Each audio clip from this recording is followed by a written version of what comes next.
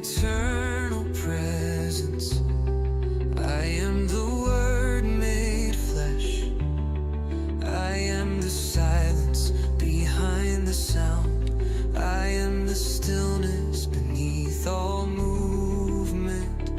I am love, you are love, we are one, only love is real.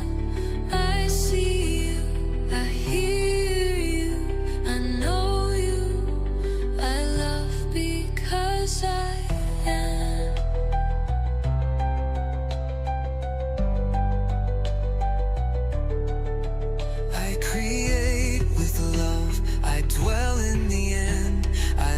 from the wish fulfilled.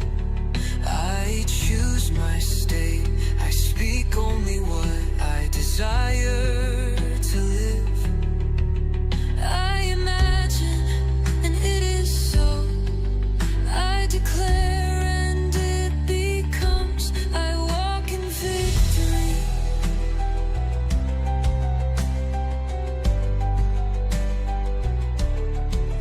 I surrender to love, I trust the unfolding, I release the past, I forgive everything, I embrace the now, I breathe and allow, I accept all of me, I rest in what is.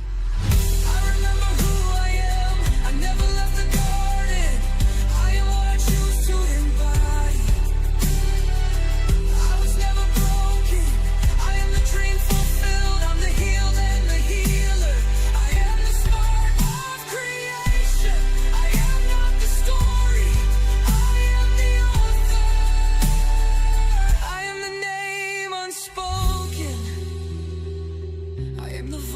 Before the voice, I am the image and likeness of God. I am truth, remembering itself. I am not separate, I am one with all things. I am the breath and the fire, I am the return. I am love, I am held, I am whole, I am safe, I am powerful.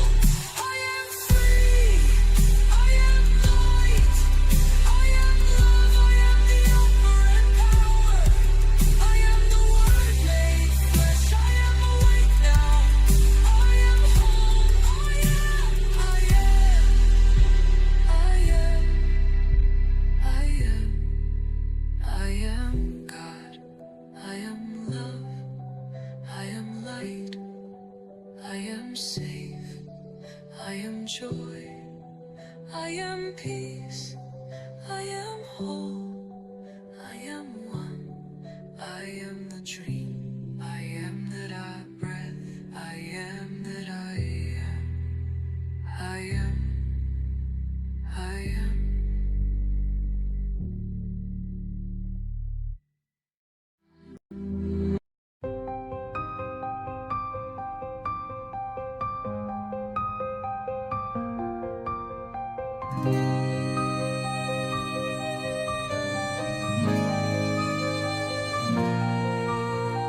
Here I stand, light-footed at the edge of the world, unchained, untethered.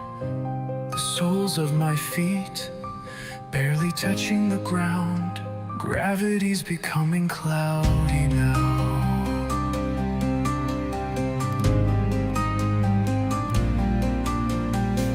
Nothing is holding me back anymore. In truth, only one thing would. It always was and is and will always be my choice alone that ever could. For what I choose to surround will either free or bound. and the choice for either one is within me found.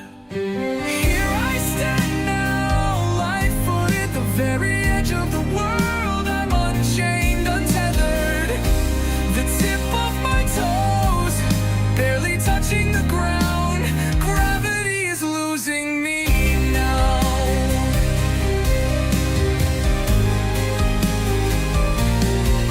One by one, they all fell away, everyone and everything. During those times I felt my life was a joke, all areas just more suffering. My hands were burning and my feet were on fire, 'cause of what and who I held and where I long stood. But as I breathe my last sigh, raise my gaze to the sky, I ascend now within to my good. Here I am now, lighthearted, no longer part of the world. I'm reclaimed, reconnected.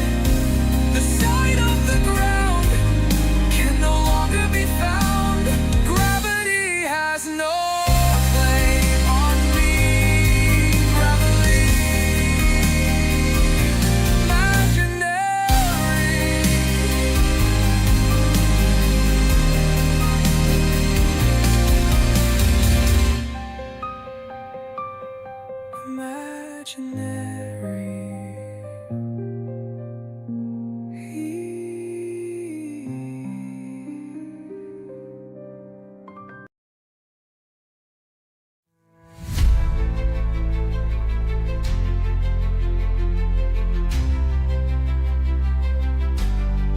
I am love, I am whole, I am peace, I am joy, I am the breath, I am the light, I am chosen, I am known, I am seen, I am heard, I am worthy, I am free, I am safe, I am enough, I am radiant,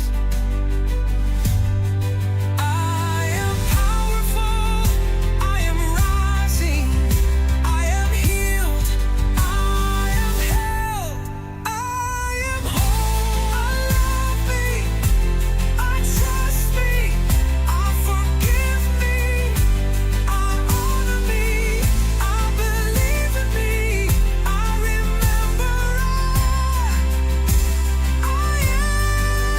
I am God, I am imagination, I create with love, I choose my state, I dwell in the end, I live from the wish fulfilled, I accept my good, I walk in victory, I embody the truth, I am that I am.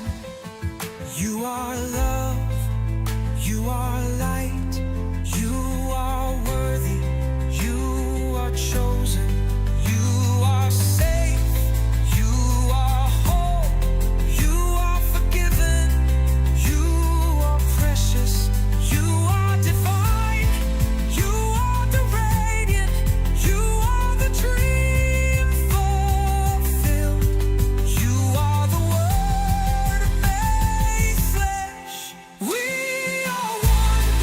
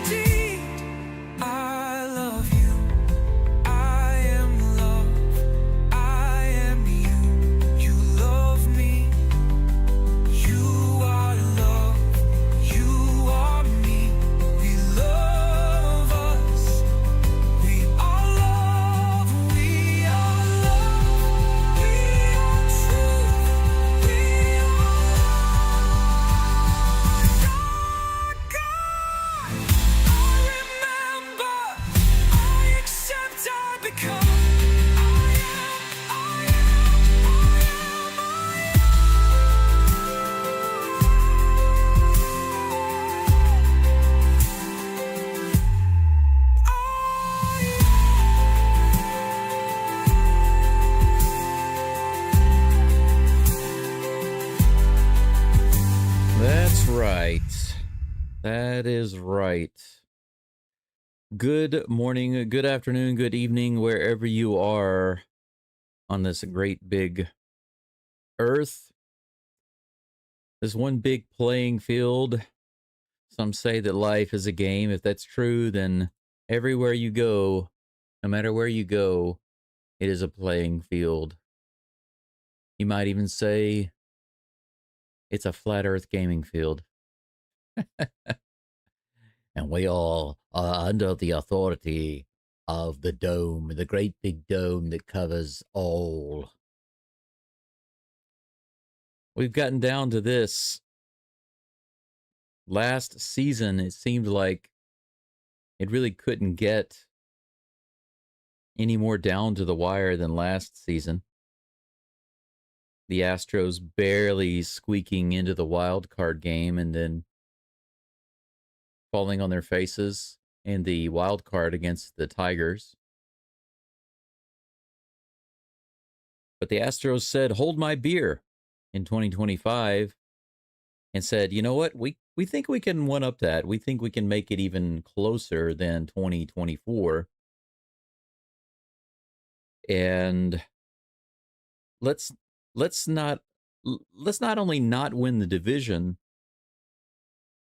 let's make the wild card entry down to the wire. Let's make it so down to the wire that it will basically require a 3-game sweep for the last 3 games of the season. How about that? How about we do that? The fans will love it. Now, we'll tell you this. I can see the possibilities right now. I can see the possibilities.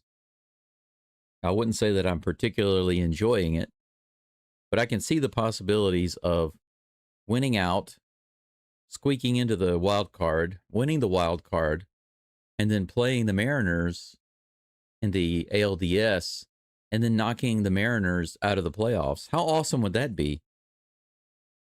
And then all of the crap that the Mariners and their fans have been giving the Astros, all of that will die. And after the Astros win the ALDS, it really doesn't matter what they do after that because all of the Astros fans will be happy. We get our butts destroyed in the ALCS. It doesn't matter who we play. It doesn't matter. If we actually get to the ALCS and we get our butts handed to us, I don't think Astros fans will care very much. By that time, they'll be like, meh, we kicked the Mariners out. We're happy. It's been a good year.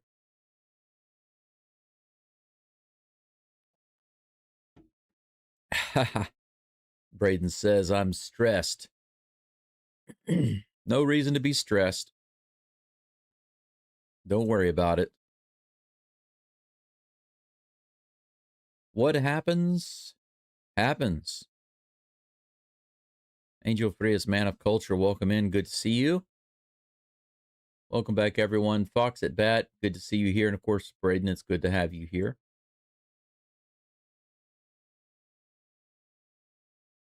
Let's see. We've got a late game for those of you in the U.S. We've got a late game on Friday. For me, it is almost 10:20 in the morning here in Hiroshima. So because of yesterday's game being so early, I had to get up quite early for that game. I had a good chunk of the rest of the day to do all sorts of things. Luckily, I slept really well 2 nights ago. I don't know how I was able to do it, but I went to bed really early and was able to get a good amount of sleep. So in yesterday's game, I actually was kind of awake. And then I had enough energy to get me through the day. I went to the city. I had to run a couple of errands, had to take care of a couple of banking things. And essentially, it was a decent, relaxing day. For those of you who have never been to a Japanese onsen, a public bathhouse or an onsen, they are freaking amazing. I was able to go to the onsen yesterday. and I was not in a hurry. I could relax there as long as I wanted to. And they have two different areas. They have two different sides, one for the women and one for the men. And then there are two different areas, inside and outside. So you can actually go outside and either sit in a chair, lie down on a recliner, or hop in the hot water and enjoy the sun. And the sun was up yesterday. The day was cool. It wasn't cold. It was just cool. And the sun was out. It was a clear sky. I was able to go outside completely naked and lie out in the sun and soak in the water. I fell asleep on the recliner for about 20 minutes while lying in the sun. It was so nice. My blood pressure was up really high before I went there. And after I left, my blood pressure had come down a lot. It was such a soothing experience. I love going to the onsen. If you have not been to an onsen in Japan, you have no idea what you're missing.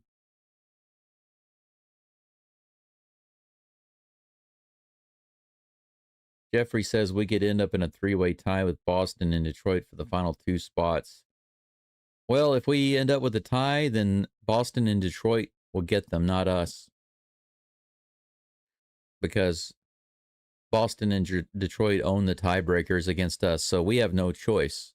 We have no choice but to win out. We have to win all of our games, and then we have to pass up one of those teams. We either have to pass up Detroit, or we have to pass up Boston in order to get into the wild card. We cannot get in if we tie. If we tie, we're out. Prodigy says, go, I'm at peace with whatever happens. The Astros had so many injuries. Even with that, the Astros made things very difficult on themselves. I think that's fair. I won't say that the Astros couldn't have done better in some areas. And when I say the Astros, I'm not just talking about the players. I don't want anybody to think I'm just talking about the players. Because it truly is an organizational effort. I know we often hear about it being a team effort, but the word team, it has this really strong indication of the players. But to me, the players make up 50% of the organization. You've still got a percentage of the responsibility being on the variety of coaches that they have. The medical staff, that's something that I don't speak about enough, but the medical staff is a key component of and the team counselors, the emotional and physical well-being of the players is a big part of it, right? The head coach, the batting coaches, the pitching coaches, when you take into consideration all of those things, plus the manager, Dana Brown, and then you have the owner. You take into consideration literally everybody. You have to when you start asking about who's responsible for this season. And obviously some of those things are not directly the fault of anybody, like the injuries, like Prodigy mentioned. But when you start talking about responsibility for what could have been done better, then you see that you can't put 100%, you can't even put the majority of the responsibility onto the players. I mean, if you wanted to make an argument that 51% of the responsibility was on the players, I could accept that. And in that regards, you could say majority, but that's misleading. If you say that, well, this presidential candidate won because he won the majority of the vote, he got 51%. Well, that's misleading, because when you say he got the majority, it sounds like most people, like the vast majority, wanted this guy. When the truth is actually that the nation is split, When one person gets a little over 50% and the other gets a little below 49% or something like that, it's hardly a definitive vote, I don't think that we should actually have a leader in office with such a small margin of error, because a pure democracy works that way, right? But the U.S. is not a democracy. It's a limited democracy in the form of a republic. And I don't want to get all political and stuff, but the fact is, when it comes to the Astros organization, injuries are a big part of it. That hurt the Astros more than anything. And I think that those injuries affected them mentally, and they started behaving as if they were an injured organization. And so the coaches, the players, the managers, everybody, they started failing in other areas. You know what I'm saying? So, and during the times where they could have made it easier on themselves, they often did make it more difficult on themselves. So I agree with that.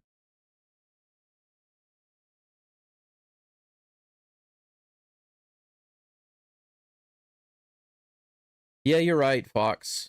Think about how crazy it is. If the Astros had just not been swept by the A's, if they had done just slightly better, if they had won just a couple more of the series instead of getting swept, if they had just done the little things earlier, they wouldn't be in this position. They would have won the division easily over the Mariners. They would be in a first round bye in the playoffs. So that's why I don't like it when earlier in the season people say, well, there's a lot of baseball left. There's a lot of baseball left. There's a lot of baseball left. That's kind of like procrastinating and making excuses and putting things off that should be addressed right now, you know? I think that they should have addressed those things early on. Hey, Texas Dave, go Astros.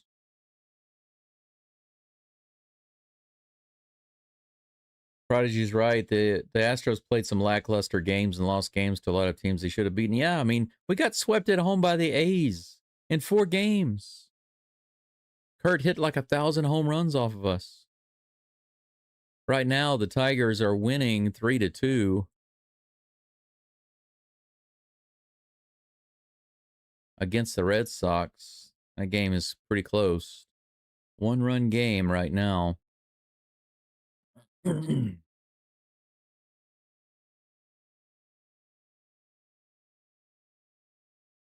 Texas Dave says, almost 10 years of playoffs. Injuries are a part of it. We need to win our hope for the best. Yeah, win and hope for the best. Yeah, that's all they can do. If the Astros sweep, then at the very end, you could say they did the best they could do in the last series. If they don't sweep, then it's questionable whether they did their best or not. Questionable. And the Yankees beating up on the Orioles again. Blue Jays beating the Rays in the top of the 8th.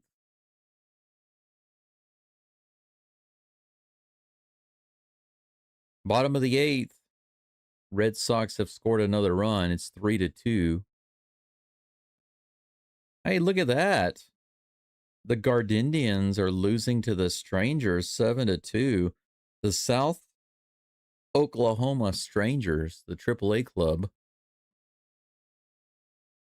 How interesting is that? PK says we're going to get a black rhino sighting. Astros 10-0 in the 8th. In comes the black rhino. I'll keep my binoculars and my phone camera ready. Looking forward to that. Yeah, Prodigy, don't put off till tomorrow what you need to take care of today. That's right. Daryl says if we sweep,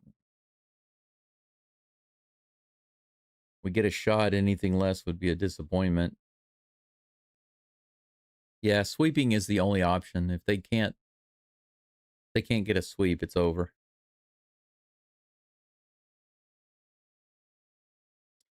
Texas Dave is asking which we'd prefer for a World Series, Brewers versus Mariners or Yanks versus Dodgers. Definitely Brewers versus Mariners. I don't want to see either the Yanks or the Dodgers in the World Series. And if the Yankees and the Dodgers were to play, that would be the ultimate lose-lose situation. That would be the ultimate lose-lose situation because I don't want either one of those teams to win the World Series again. And if they play each other, one of them's got to win, right? So it's kind of like saying, which arm do you want to lose? Do you want me to chop off your right arm or your left arm?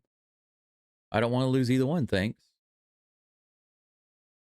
I'd rather keep both.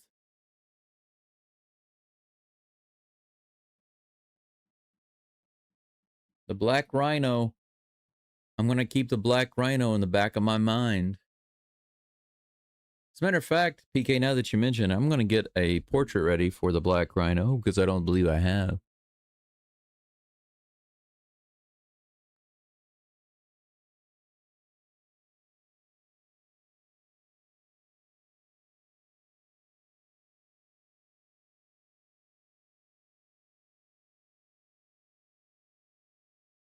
I need to go to my AI tool.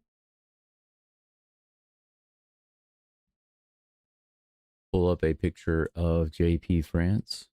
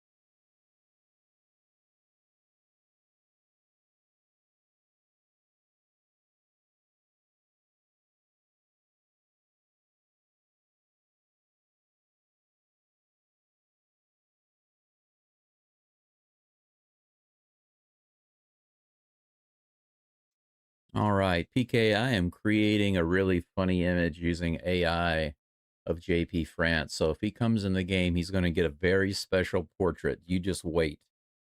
You just wait, sir.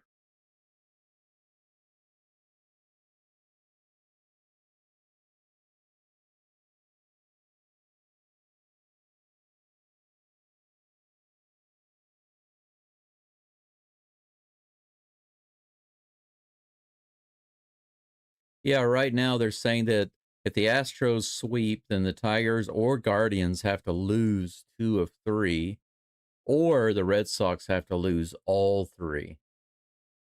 Of course, it would be easier for the Tigers to lose 2 of 3.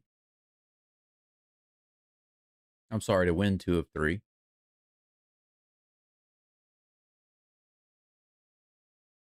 If the Astros lose 2, then a couple of the other teams would have to lose all 3. They'd have to get swept.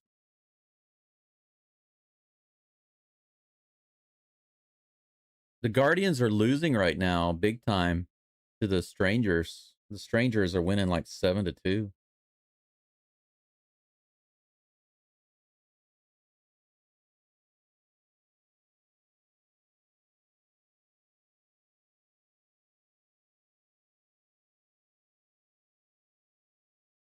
Yeah, I'm keeping the scoreboard on the screen, on the lower left side of my screen. So if anybody is looking for the scores, you can just keep an eye on it right there. Between the innings, I'll pull the score up. Actually, I think these games are almost over, though. These really important games are going to be over shortly. They're going to be over very soon. Oh my gosh, I got a hilarious picture. The black rhino picture is hilarious. Oh my gosh, it is perfect. I love it.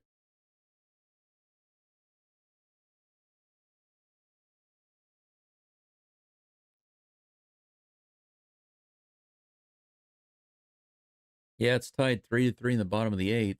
Yes, Altuve is leading off, Gregory. Good to see you, by the way.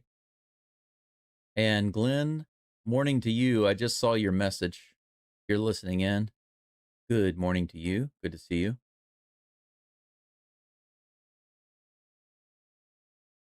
Yeah. Paredes is batting second. He's in the DH spot. Altuve's at second base today, of course, leading it off. Batting third is Carlos Correa at shortstop. Walker is cleanup because Walker's so awesome. He's at first base. Diaz is catching, batting fifth. So we go right back to Walker and Diaz batting fourth and fifth, right in the middle of the lineup. All right.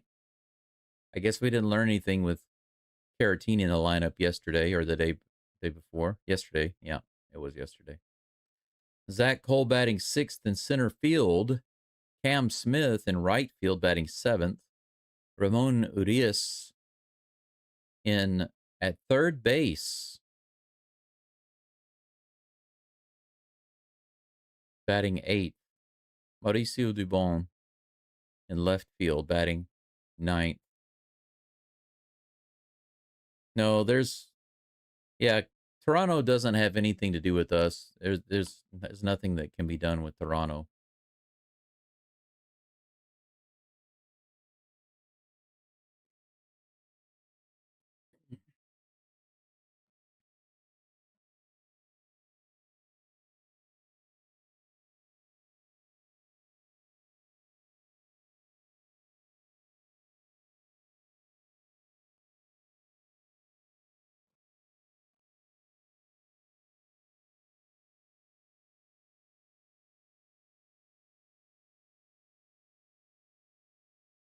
It's so busy out there today. So many trucks and people driving around, and I don't understand why. I already had to deal with the Chinese metal collectors coming around. They seem to always bother me early on Saturdays. I don't know what it is. Luckily today I was ready for them. I was up early.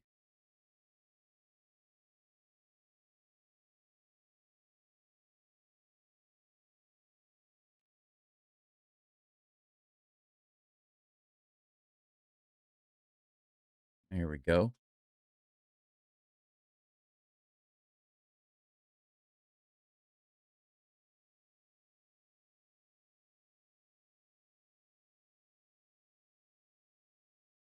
I really hope JP France comes in later because I've got a really awesome portrait for him. I love it.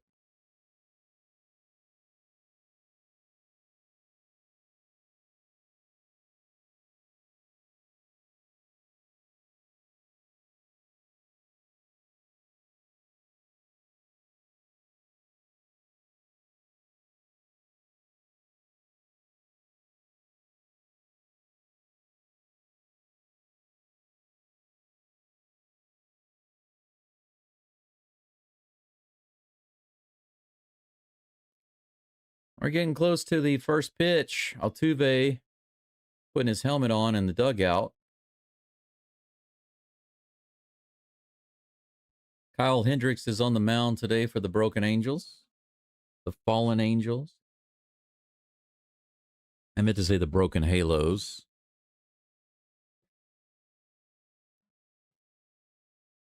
Jose Altuve.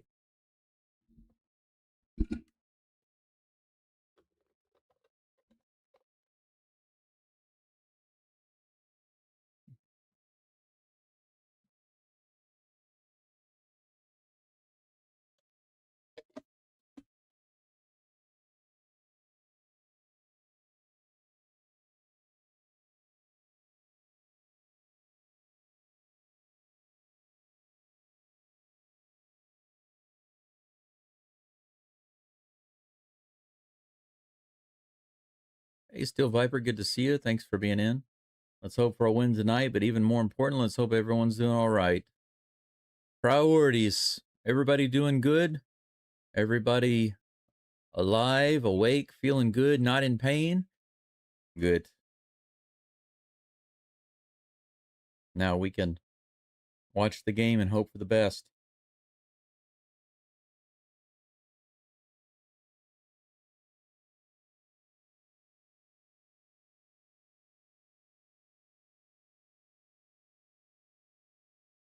Paredes warming up on deck. Altuve standing close to the plate right now, rubbing his bat, scuffing up the grip.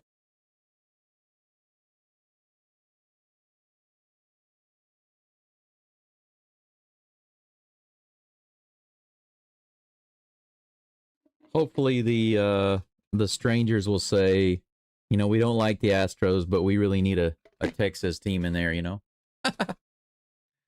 A beautiful blue evening sky out in California. Beautiful looking green field they've got out there right now. Here comes the first pitch to Altuve. Fouled off 86 miles an hour off the mask of Ohapi. 0-1 to Altuve.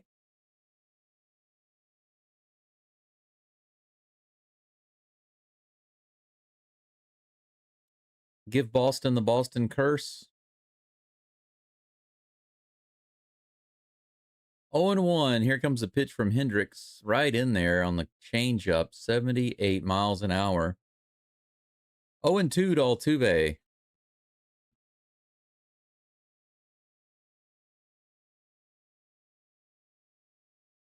Yep. Gregory, same here. Altuve chased that one. Just barely tapped it. Stayed alive. 0-2 is the count.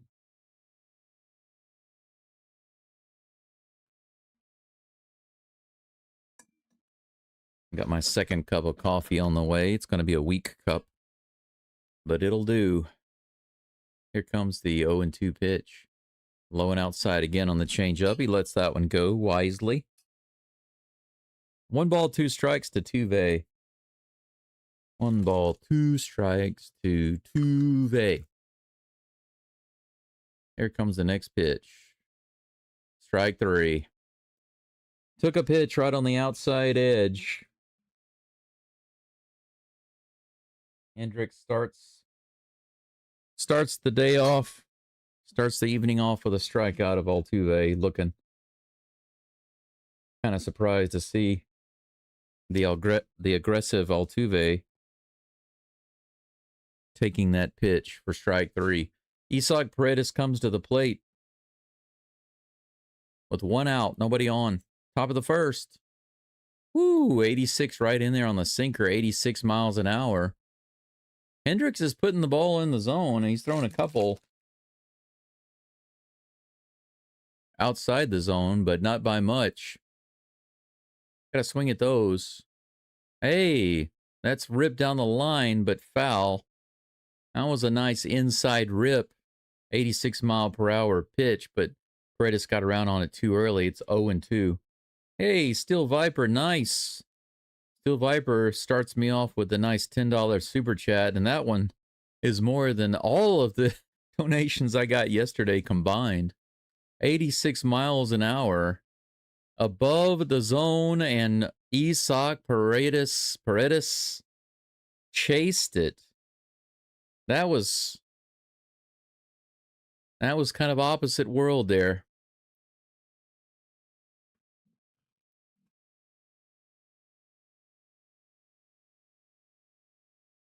Carlos Correa at the plate.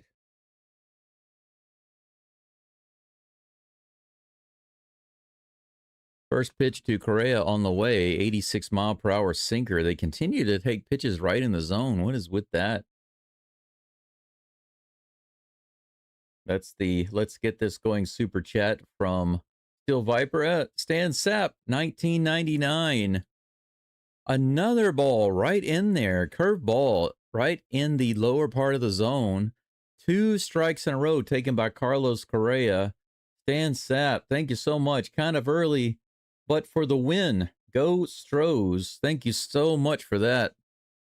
86 miles an hour fouled off on the first base side. The count remains 0-2 to Correa. 2 outs, 2 strikes, nobody on.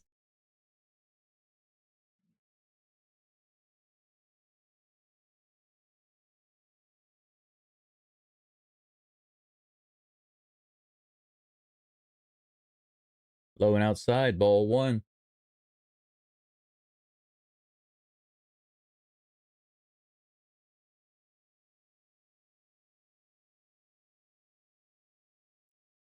That one there will be the... Oh, here's the next pitch low and outside again. 2-2 to Correa. Early win super chat. Go Astros, arigatos. Stan Sapp, thank you so much for that super chat.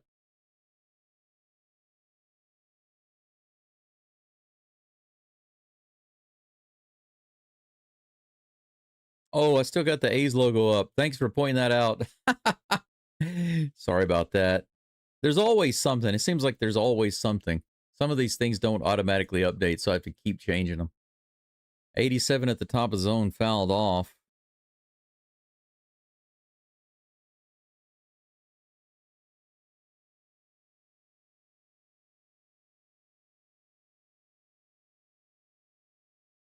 There we go. There's that. Now I got to change the pitcher logo. Hang on 1 second. Next pitch to Correa. Hit up the middle. Correa comes through with a hit. He's got himself a single with a line drive right up the middle. Nice.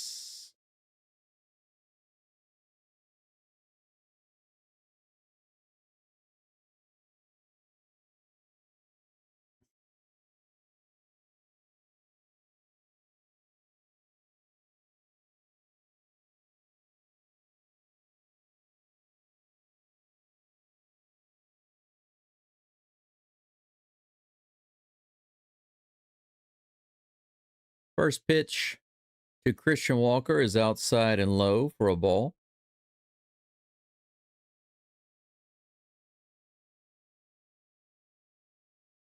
There we go. Got it all fixed. Easy peasy. 85 inside on the sinker, fouled away on the first base side. The count's 1-1. Correa on first base with 2 outs. 1 ball, 1 strike.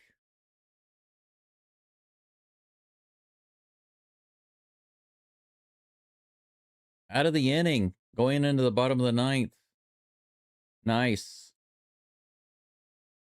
Here's the 1-1. That's way outside and low. 2 balls, 1 strike to Walker. Hendricks started the first couple of batters off really well and had a little fight going with Correa until the single. Now he's having a little bit of control issues with Walker, it looks like. Here's the 2-1. Not with that one. 86 miles an hour on the inside, swing and a miss. 2-2 to Walker. Happy says, on a business trip to San Jose, wanted to give support by tuning in before heading back to H-Town mañana. Let's go Astros. Thank you, Happy. Happy today. Thank you for stopping in. Woo, low and outside corner, called a ball. Walker got really lucky there, and it's a full count. That was right on the corner.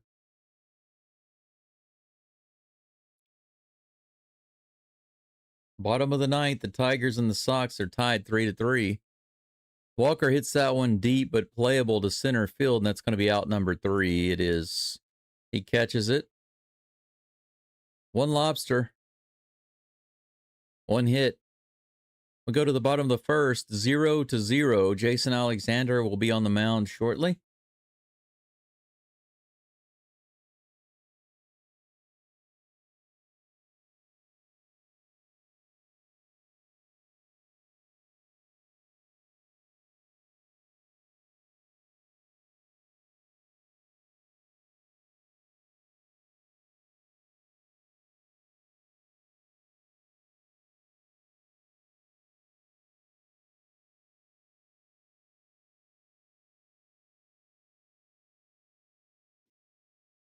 Yeah, I think PK is just updating us on what's going on with the other game because, you know, the Astros playoff chances are riding on that.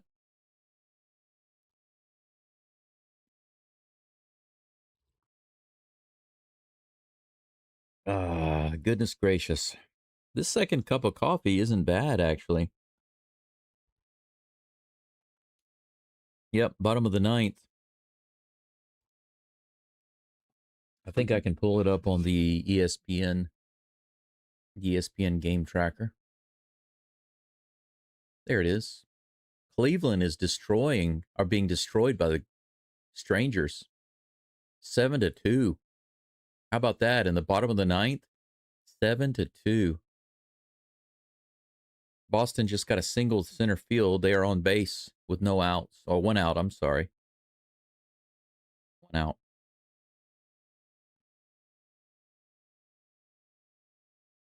You see over here. Runner on first with one out.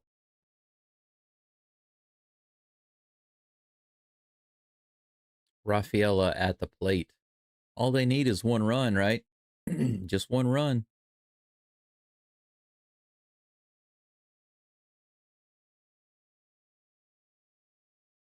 Nolan Schanuel is the first batter for the Angels. Here comes the pitch. 91 on the outside lower corner, strike one. Jason Alexander back on the mound for us. Apart from the second inning collapse the other day, Alexander has been awesome for the Astros, has been a godsend coming in and doing what he's done. Fouled away for strike two. Schanuel calls a timeout. Look at that. Boston just won. Rafaela tripled to right field, scoring Gonzalez. 4-3, the Red Sox win. How about that? How about that? Yeah, a triple. A triple, sir. A walk-off triple. How about that? Here comes the 1-2. Fouled off again. How about that?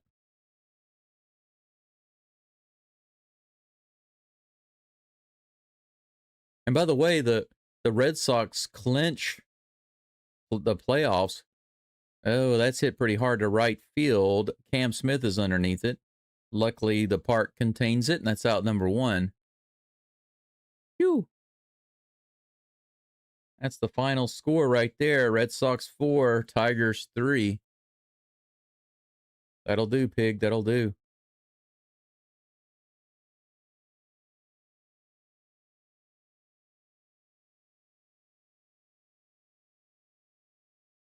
Jason Alexander's next opponent, Mike Trout. 78 miles an hour on the Swiffer, right in the middle of the plate for strike one. Come on, STROS. It's all in your hands right now. We got to win. Let's win. Shut this down. Here comes the 0-1. Fouls it back. Four-seam fastball. Trout couldn't quite handle it. 0-2. Yes. F them Tigers. F them Tigers. You guys know Ed Ogeron, the ex-coach of the LSU Tigers? Bounces it foul on that pitch. Count remains 0-2. That was my impersonation of Ed Ogeron. Instead of saying "Go Tigers," when he's talking about the Detroit Tigers, he'd say "F them Tigers." Here comes the 0-2. Woo! Right at the top of the zone. A high fastball. That should have been strike three right there. My gosh. The umpire does not give it to us. Here's another 1-2 rather. Outside edge, fouls it off. Trout should have just struck out. The umpire calls it a ball. We've got another 1-2 count coming in just a moment.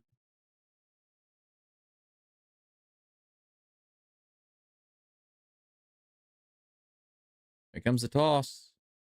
93 fouled back. Well, you know, Luke, anything can happen. Look at what the Rangers are doing, you know. They just destroyed the Guardians, and the Guardians have something to fight for, you know. Here's the pitch. There we go. 92 miles an hour on the outside edge. Swing and a miss. Alexander picks up a K. And there's two away. Yeah, I liked Ed Ogeron. I liked him, Prodigy. He was a unique guy. Just wish that he had been able to ride that wave. You know, once Joe Burrow and that team left, I think any coach would have had a hard time reassembling a decent team, you know. There's a ground ball to Correa. He scoops it up, lobs it over to first base for the easy third out. Alexander has a 1-2-3 inning. Fly ball, strike out, ground out. Let's hope that his second inning is like the first and not like his last second inning. First inning, the Astros with 1 hit, the Fallen Angels 0. And that's what the score is right now for both teams, 0-0. That's right, Daryl. Womp womp.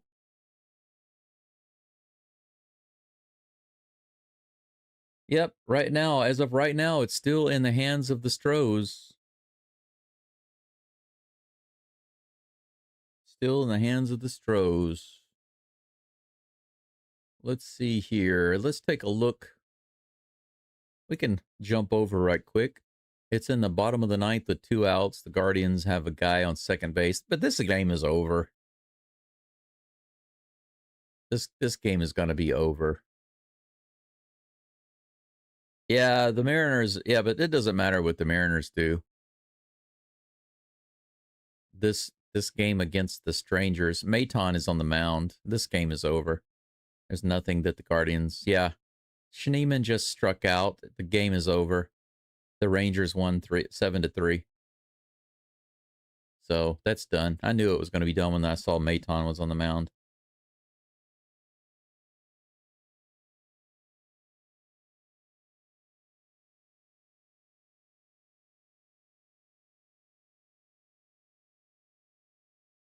Yep. Isn't it funny that the Strangers beat up the Guardians? I'm telling you, man, there is no best team in the MLB right now.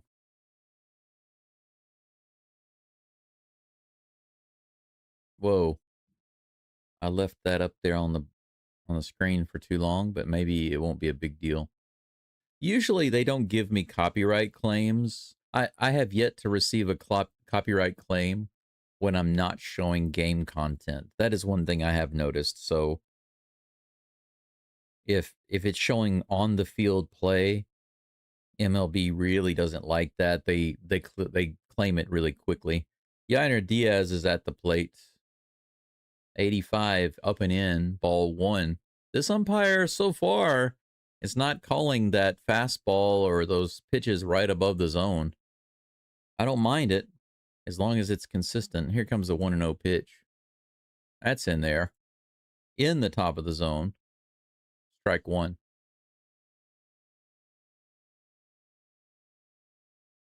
That's right, PK. Get a win, boys. Here comes the toss. Swing and a miss. That one was above the zone also. That's kind of funny. High pitch taken for a ball. High pitch taken for a strike. High pitch swing and miss. Here comes a 1-2 to Yainer. Outside, ball 2. Counts even.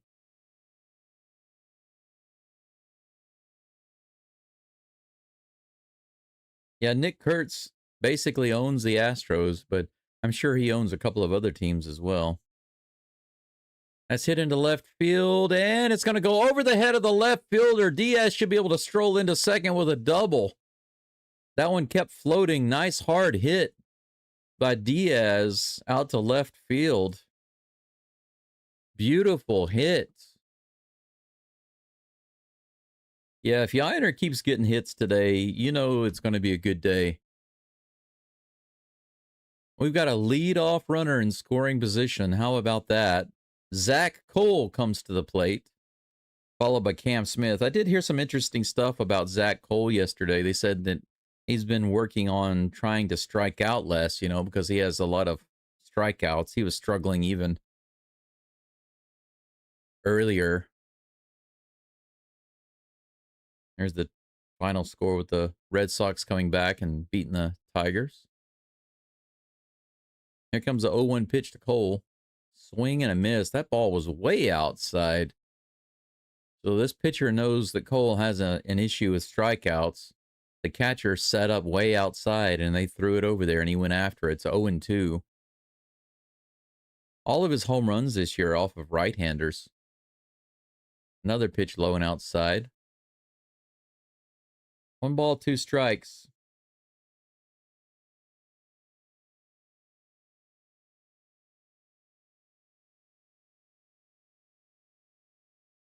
Here comes the pitch. Fouled off. Count remains 1-2. Yeah, JD, I appreciate it, but you know the Mariners game right now, it really doesn't matter. I've got live scores on the screen, so we don't need any real updates unless there's something really interesting about the Mariners Dodgers game, because that game doesn't matter to us. Doesn't affect the Astros at all. If people are interested in the score of that game, they can just see it when it flashes up on the screen. But I do appreciate you helping out, though, really. In the dirt, 2-2. Diaz on second base here in the top of the second with a nice double over the head of the left fielder. Zach Cole facing Kyle Hendricks. 33 pitches now on the way with this delivery. And Cole strikes out. It seems that if Cole doesn't get a big hit, if he doesn't crush the ball, he's going to strike out. That seems to be his MO. He's going to get like a double or a triple or a home run or strike out. Not really what you call a patient, take the pitches and get a walk type of batter. What a danger he would be if he were, though. Here's the pitch to Cam Smith. Cam Smith goes after the very first bat. Did he break his bat? Yeah, he did. It sounded like it. Very first pitch, he went after it, cracked his bat. BB brings him another one. Bat boy. One down, one lobster this inning. One lobster last inning. So far, the Astros have 2. Time to start scoring runs. Bring those lobsters home.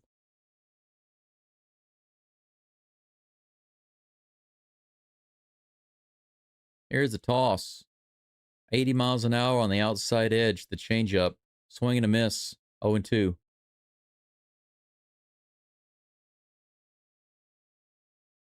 Well, Prodigy, I would say this.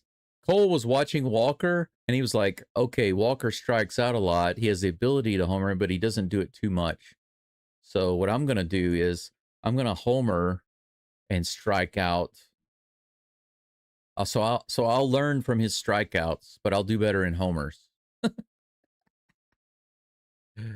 So he took one aspect of his game and then doubled the other aspect of his game. 80 below the zone, fouled off. The count remains 1-2 to Cam.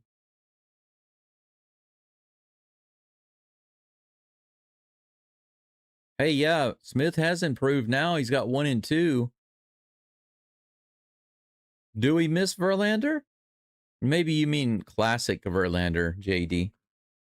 Classic Verlander, but I don't miss recent Verlander, that's for sure. 1 ball and 2 strikes. Here comes the toss, and he strikes out. Swing and a miss.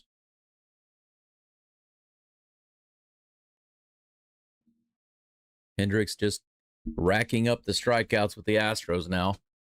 Back to back. How ridiculous is that?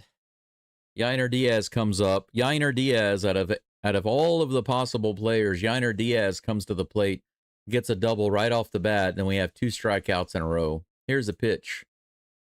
Ramon Urias. Now, this is a guy who has the ability to put it in the outfield. Urias is a leader in the MLB in sacrifice flies. Obviously, he can't do that right now because we have 2 outs, but he can put it in the outfield. Here comes the next pitch. 79 miles an hour at the bottom of the zone, swing and a miss. The count's 1-1.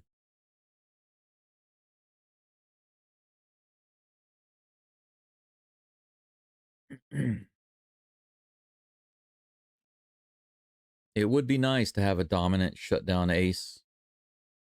Next pitch is a curveball low and outside. 2 balls and 1 strike.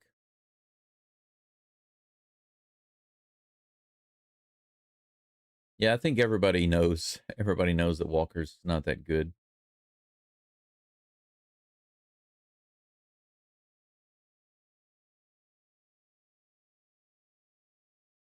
Here comes the 2-1 to Urias. Goodness gracious, the changeup below the zone, swing and a miss. 2-2. Astros trying to strike out.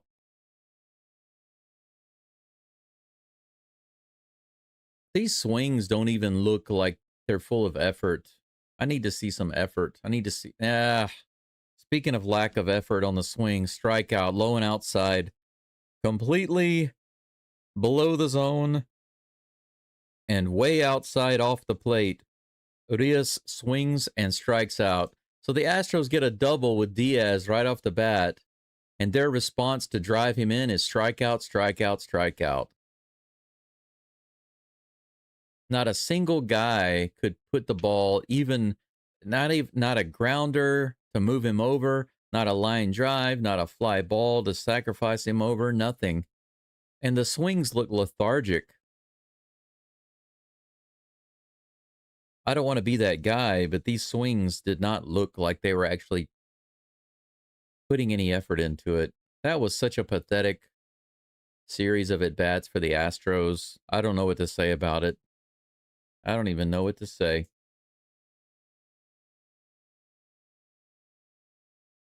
Eric says the Rangers helped out. The Sox helped out. You're playing the Angels.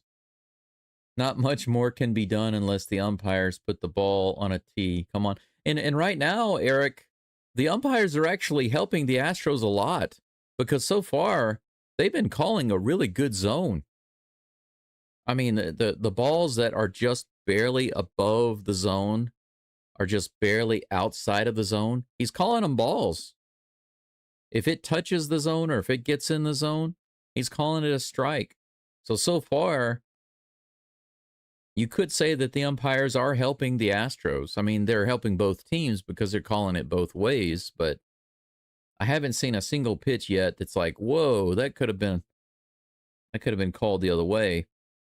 Technically, this umpire has been spot on so far.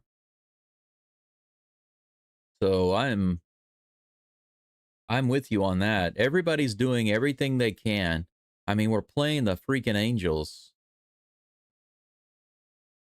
We're getting good calls so far. The Red Sox won. The Rangers won. I mean, it's like getting it gift wrapped and put on your doorstep. Very first pitch to Joe Adele is a soft line drive caught by Urias. That's a good way to start the inning off. Looked like a little dance step there. Ramon Urias, the ballerina. A little dance step to catch that ball.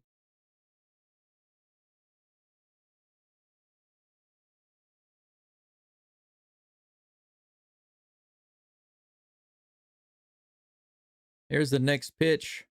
The first one to Luis Ringofo. 1 ball, no strikes. Next pitch from Alexander on the way. That's hit out into left field, but right at Cam. I'm sorry, Dubon. Cam's out in right field. My bad. What am I thinking?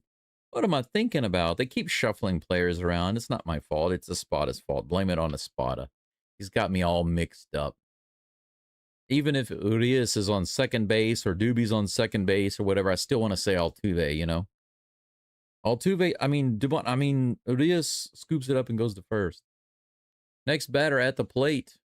79 right below the zone. Maybe that caught a hair of the bottom of the zone. It was a curveball, so I guess it looked good. 0-1 is the count. Here's the pitch to Ohapi. 91, low and outside, just barely outside the zone. 1 ball, 1 strike. Give Bregman a chance. Bregman's still helping the Astros even when he's not with them. That one was even further outside the zone, low and away.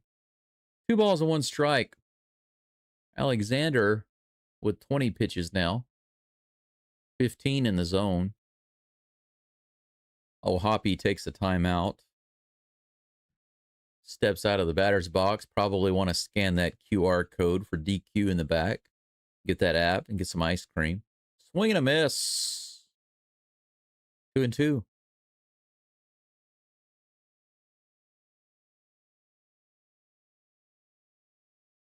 JD's still talking about that. If you're an Astros fan, don't go watch a game in the Mariner Stadium. Swing and a miss. 81 mile per hour changeup.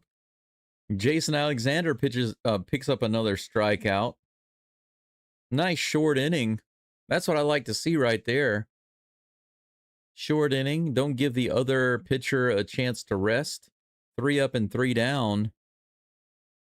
That's Alexander's #1 strikeout pitch, the changeup.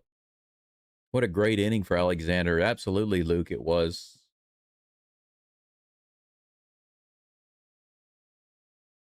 Yeah, JD, that's a good question. We will win the series, but will it be enough? That's a good question. Yeah, well, they're not capitalizing on it yet, Jesse, but, you know, they're still... We've only been at the plate one time. Or, I'm sorry, twice. We've been at the plate twice. I got part of my screen cut off over here. I have to move my screen over, and it cuts off the first inning on my screen. So, but yeah. It'll be all right. I believe that the Astros are going to get it going. We've got 2 hits.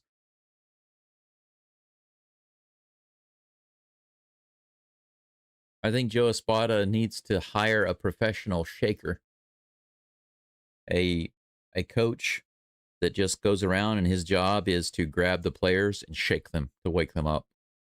So all of these players that just struck out, after they strike out, they have to go directly to the professional shaker, the coach shaker.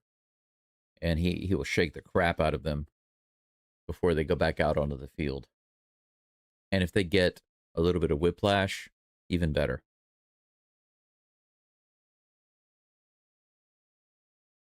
Yep. Yep, old Astros still helping the club. That's right, Sherman. That's right, or Eric. That's right. Bregman helping out with the Red Sox. Maton helping out with the Rangers. That's absolutely right. Astros still... maybe that's the plan. We just trade away all of our guys, and then they secretly help out. They're still on the payroll. Yep, station to station right now. Taylor Trammell's not on the field, but we can still move the tram out. Doobie is at the plate. He'll be the leadoff batter for the Stros this inning. Hendricks is up to 43 pitches. Here's the 44th. Up and in. Oof, that could have been a strike, but umpire laid off. Not a good framing by the catcher, I think. 1-0 to Doobie. That's a good pitch. 78 in the bottom of the zone on the changeup. 1-1.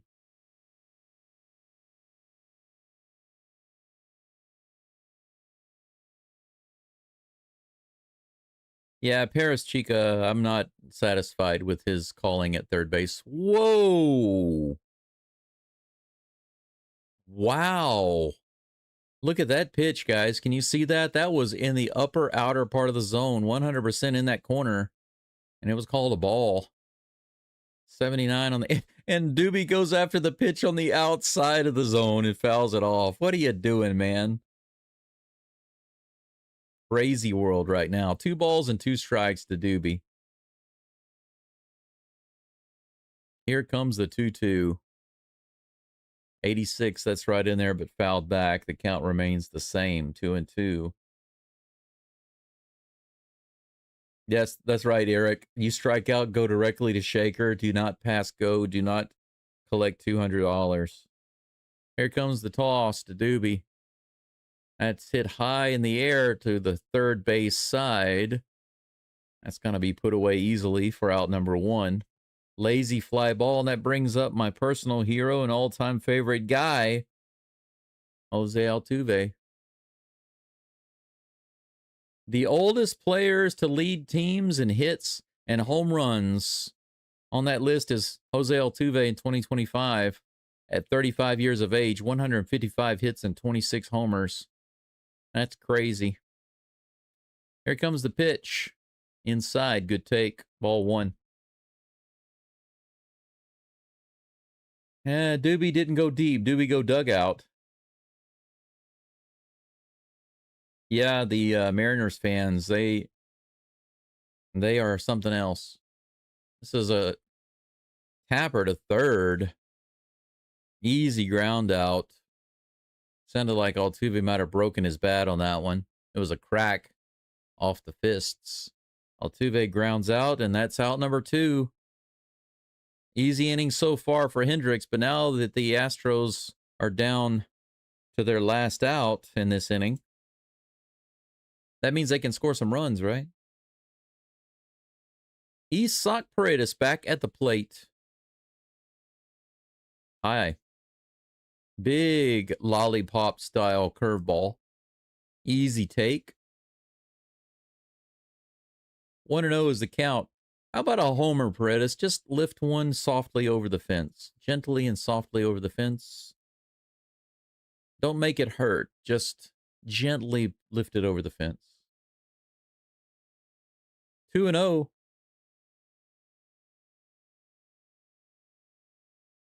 Here is the pitch. Whoa, he destroyed that one, but it went foul out into the crowd on the left side. 2 balls and 1 strike. Sam Pretty says, Louisianimals, Louisianimals, fight together. Go STROS. Heck yes, Louisianimals.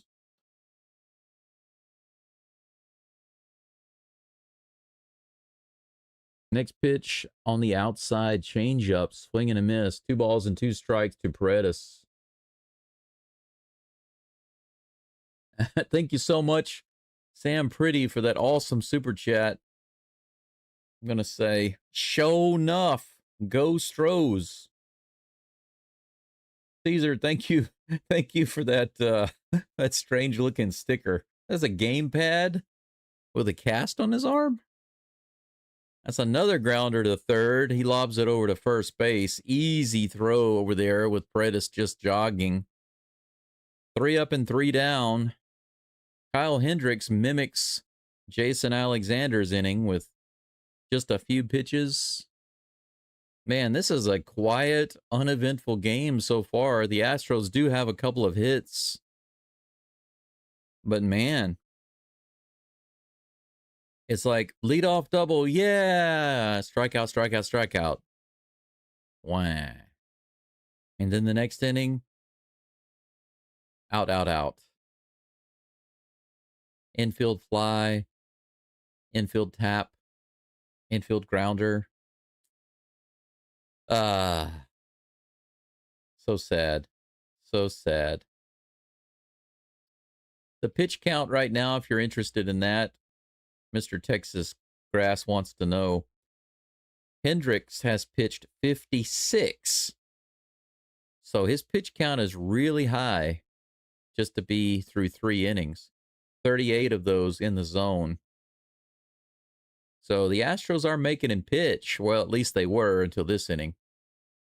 Alexander only has 22 pitches. I mean, of course, he hasn't pitched yet in the bottom of the, in the bottom of the third, he hasn't pitched yet. But even so, if he gets out of it with 15 pitches, he's only going to be at 37. He'll still be significantly underneath Hendricks.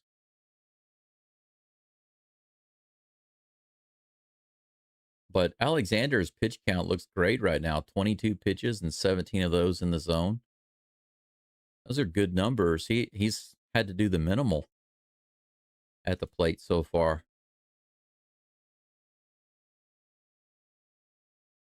If he pitched like this every game, he would be definitely the best pitcher on the staff. Can you imagine?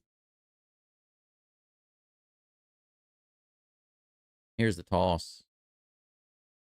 That's right up the middle. Bounces off the mound, and Altuve is able to make the play. I don't know how that ball missed Jason Alexander, but it was 112.5 miles an hour right through the feet of Alexander. He just barely dodged that ball.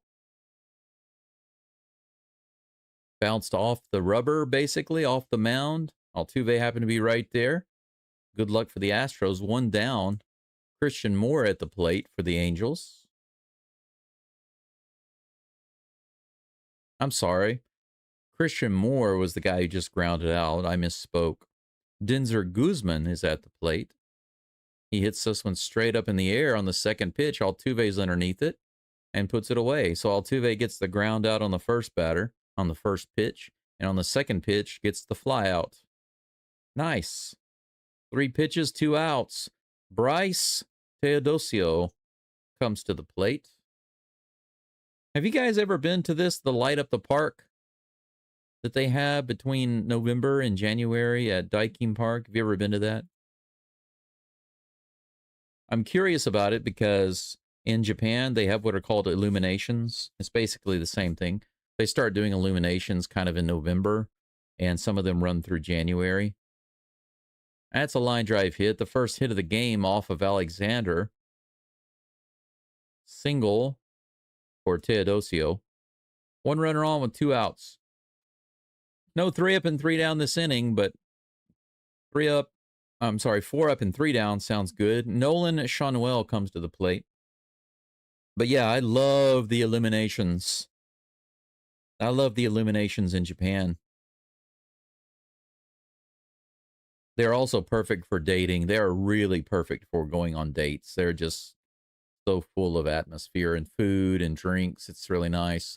This is hit to center field, but Cole is underneath it and gets it at the warning track. That was another one of those deceptive hits because when he hit it, I thought, that's just a fly ball to center field. But it kept going and going and going, and Cole was able to get it right at the wall. So, like I said, 4 up and 3 down. 1 single. The Fallen Angels finally have a hit off of Mr. Alexander. But nothing comes of it. 0-0. We're finished with 3 innings of ball here in Anaheim. Top of the 4th coming up. Carlos Correa is your next batter. He has 1 hit for the day. Carlos had a really nice at bat earlier. He did start off 0-2, but he came back to a 2-2 count, I believe. I believe it was 2-2 whenever he got the single up the middle. And Walker is on deck after Correa, followed by Yainer Diaz. Diaz has a double. These 3 guys that are due up, 2 of those have they have the only 2 hits for the Astros today. Caesar, thank you so much for this. That's a Japanese karate. Is that a fox? It looks like a fox. Yeah, karate fox. That's hilarious. Thank you so much, Caesar.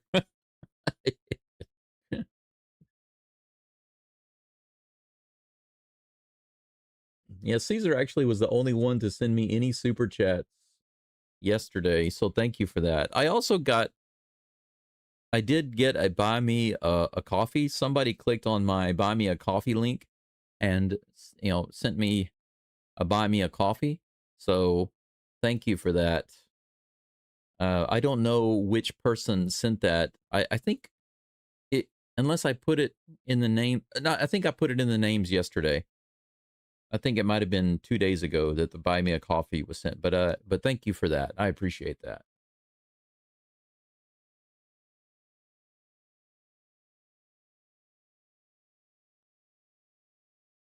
All right, Correa is at the plate, and he takes that first pitch right down the middle for strike 1.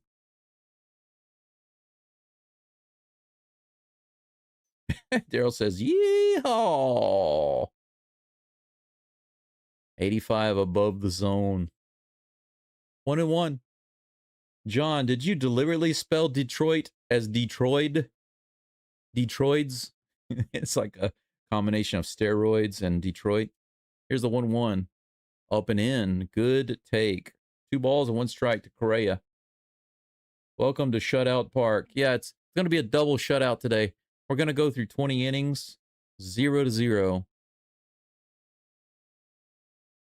Here comes a 2-1 toss. Whoa, way too far inside. Good. 3-1. Yeah, we need to score. Start building that lead. Start building it. The Astros offense is no better than a BB gun. Well, as long as the armor of the Angels is made of paper, then a BB gun will be enough. Here's a 3-1 pitch. Woo! Oh, no! That was inside. Could have been ball 4.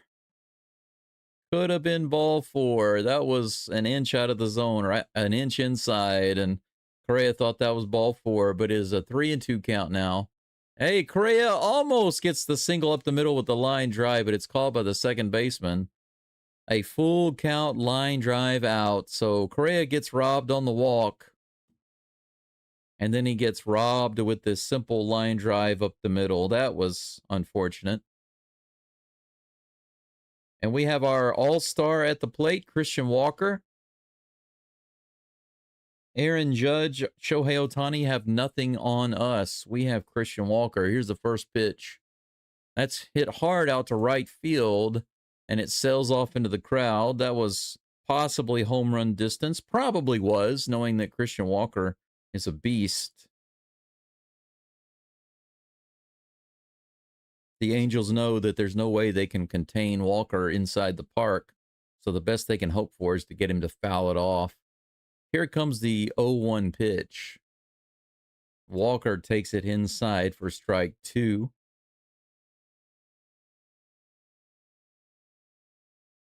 Walker is just toying with the Angels right now, giving them a false sense of security.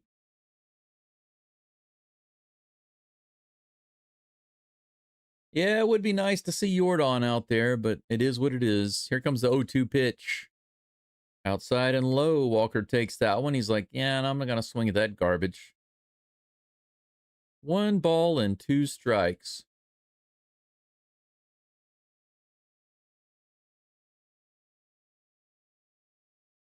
Here's the toss, the 1-2. He rips that one foul. Another home run distance ball, but about 20 feet to the left.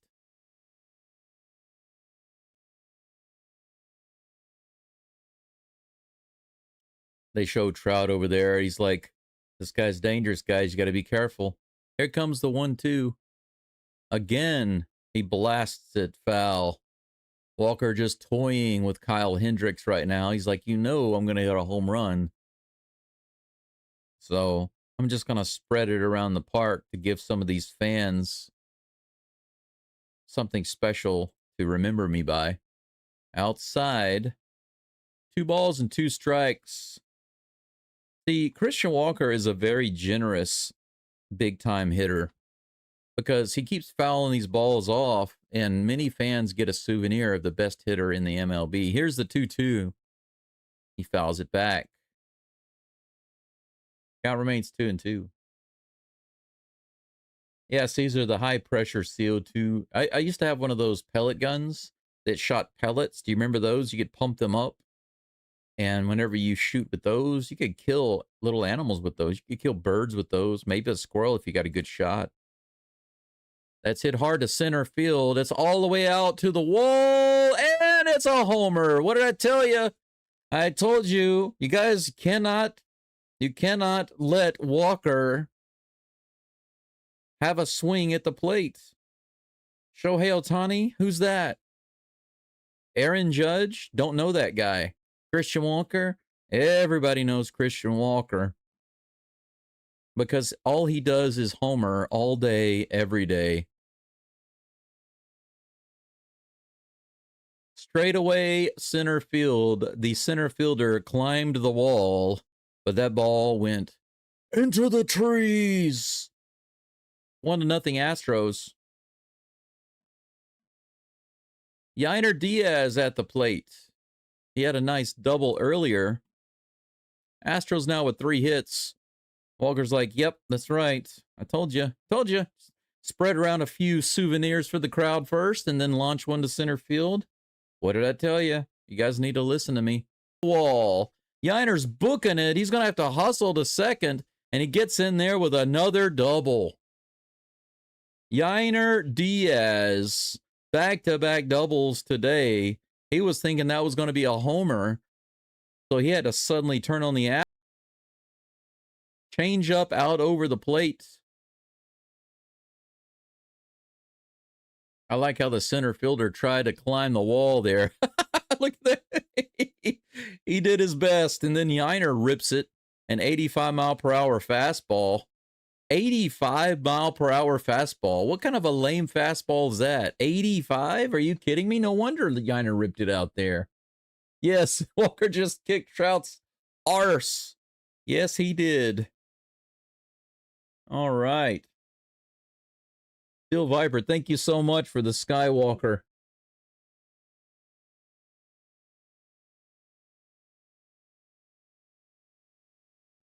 Arigato, Padawan. Thank you for that.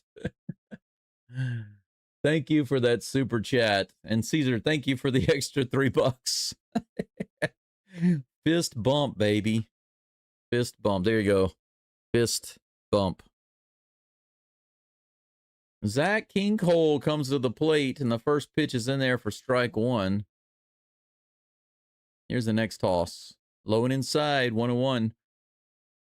Okay, so this is Cole's second opportunity to bring Diaz home. And it's got to feel like deja vu, right? His last at bat, Diaz was on second.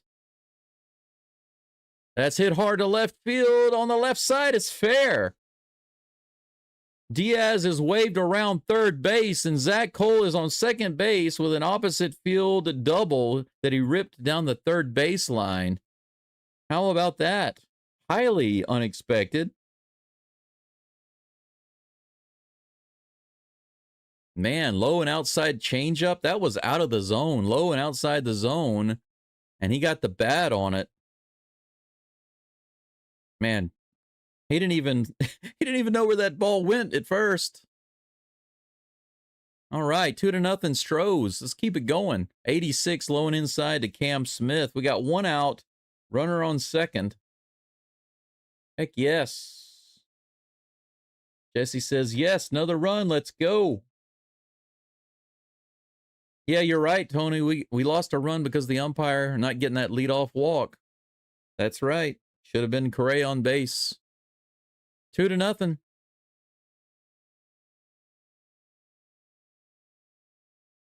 Two balls and no strikes to Cam Smith. Here's the toss.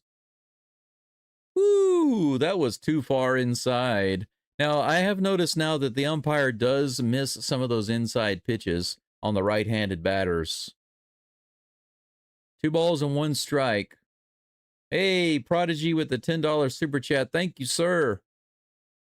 86 on the inside, fouled off by Cam. It's 2-2.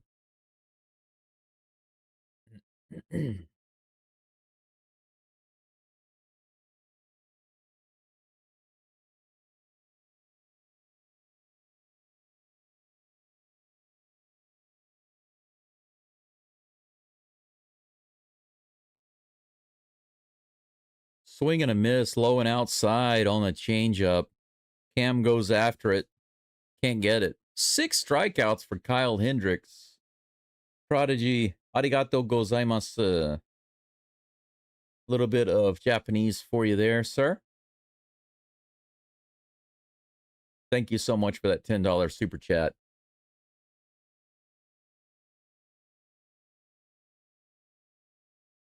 Yes, Gregory, I do. Of course I do. It's a great community. Fouled off. Gregory says, I have some very nice or very good people here on here. Absolutely, I agree. Gregory, you're one of them too. Cam is due, but he's overdue. First baseman came off, and they're going to challenge it. The rookie shortstop scooped it up, but he made a terrible throw to first base, and they called Urias safe.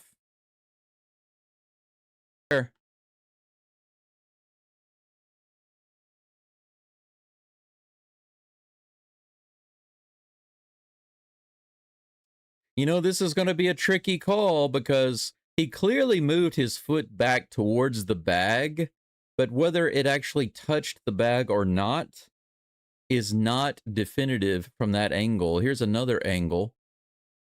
There's no way to know. There's no way to know.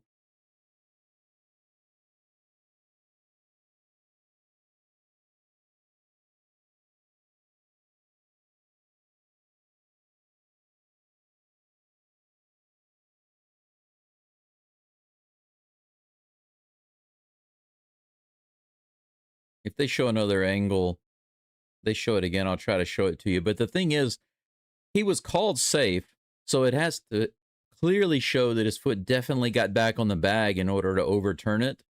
And there's nothing definitive about that, so we'll see. This is the guy that made the throw, the rookie. It pulled the first baseman way off. Yeah, that's right. You have to have an absolute, definitive, confirmed visual to overturn it. And it looks like he could have, but could have is not good enough. It must be must have. He definitely did. We should have runners on the corners with 2 outs. Runners on the corners with 2 outs. Holyfield stands. He's safe, baby. That's right. How about that? So Ramon Urias will be on first base. The Angels were coming off the field. They thought he was going to be called out, and they have to jog back out there. What a bunch of hosers. You guys are hosers. Runners on the corners for Doobie. Come on, Doobie, bring in some more runs, baby. He hits it hard to left field, and it's going to be just foul. Oh, my gosh. Oh, my gosh. Doobie almost with a Doobie double to left field on the very first pitch. That ball was just about a foot foul. That would have been at least one more, if not 2 more runs. Here comes the 0-1 pitch to Doobie. Hey, this is a stolen base. They're going to go home. Is he in there? They call him safe at home. It's a double steal. The Astros get the double steal. Zach Cole comes in at home. Urias goes to second base. They make the throw. They immediately go back home, but it is too late. Cole slides in head first. The Astros are up 3-0 on the double steal, baby. The Astros with the double steal. Look at that. How that was a terrible decision by the second baseman because they had 2 outs. They caught Urias in a rundown, but instead of running him down, they go home to try to stop the run from scoring, but it's too late. It's too late. Yeah, look at that. Great play by the Astros and Urias to stay away from that tag. And he didn't even get the tag on Cole. Even if they had had a challenge, it wouldn't have mattered. Dubon strikes out for out number 3, but holy cow, what a great series for the Astros. We got a home run. We got some RBIs. We got some double stealing going on. The Astros looking kind of saucy right now. 3-0 at the end of the top of the 4th. Caesar, thank you so much for those extra super chat stickers. We got the thumbs up. We got the number 1 going on. Wow. You know, wow, even. And like double wow. You know, I was at home watching the game and I saw the double steal and I thought, wow. Wow.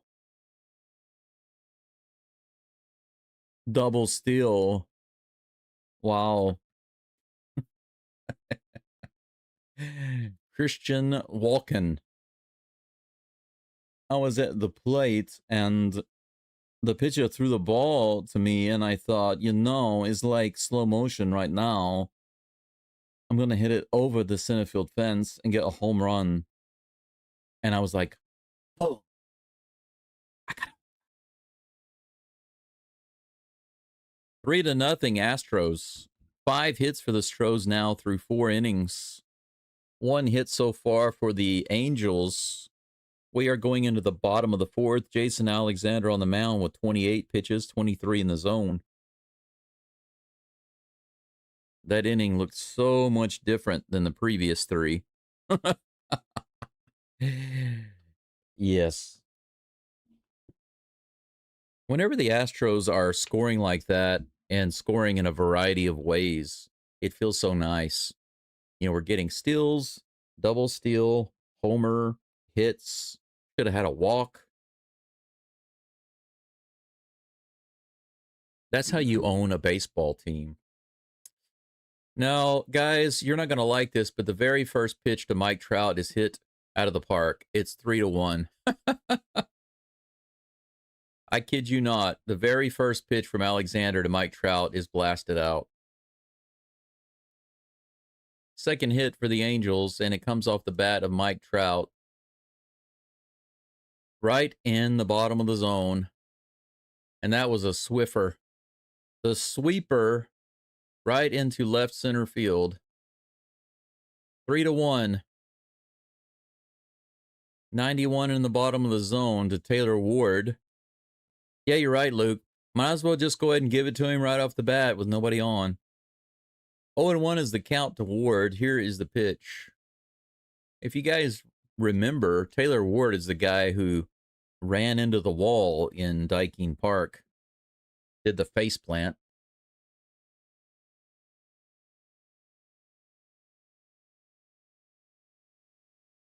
One ball, one strike to Taylor Ward with nobody on, nobody out.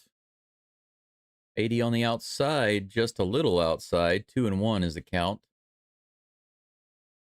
Yeah, Alexander went fishing, and he snapped his line on a fish that was too big for him. Low and outside, 3-1.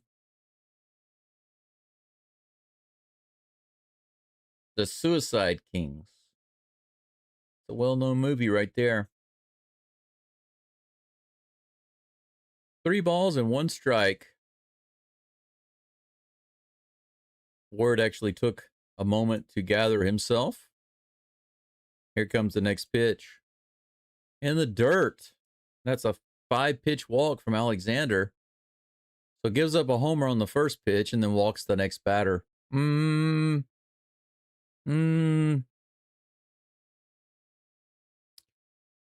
Do you guys go ahead and take a timeout here to go talk to Alexander, or do you wait to see what happens with Joe Adell? What do you do? What would you do? Give up a homer on 1 pitch and then walk the next guy on 5 pitches? Would you come out now or come out after Adell? That's up and in. Another ball. 1-0 is the count. Would you send Diaz out right now, or would you send the pitching coach out, or would you just let him pitch right now? Here's the 1-0. Low and inside. Fouled off down the third base side. It's 1-1. PK says go now. I think I would have sent Diaz out after that walk, just to kind of get things cooled down, you know. That's outside. 2 balls and 1 strike on the Swiffer.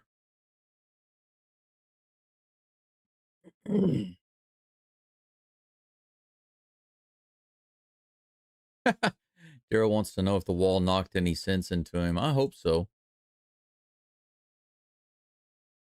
And that's below the zone for a 3-1 count. Yeah, timeout, timeout, timeout. Here comes a 3-1 pitch to Adell from Alexander. Ground ball to Correa. Oh, no, Arias, I'm sorry. They actually get the double play. That pitch got the ground ball that they wanted straight to Arias at third base. He was able to get it over to Altuve after just a slight delay. I didn't know for sure if they were going to be able to get it. That throw over to first base was just a little high, but not a problem for Walker. All right. 2 down, nobody on. Rengifo is at the plate. First pitch is the ball. It's a 1-0 count. Lower outside corner, strike 1. 1-1. Yeah, got that nice double play. Got to be a little bit of a stress reliever for Alexander. Here comes the 1-1. 80 miles an hour on the inside. Strike 2. He's dotted the corners on both sides. And now Alexander is ahead in the count. Here comes the 1-2 pitch. Nice pitch. 79-mile-per-hour Swiffer, and Hifo swings and misses. A foul tip right into the glove of Diaz. How about that? So the solo homer from Mike Trout right off the bat, and then a walk, but he gets the double and the strikeout to shut it down. So he comes back 3-1 STROS at the end of 4. We go into the top of the 5th. Jose Altuve due up, followed by Isaac the Ball Paredes and Carlos South Korea.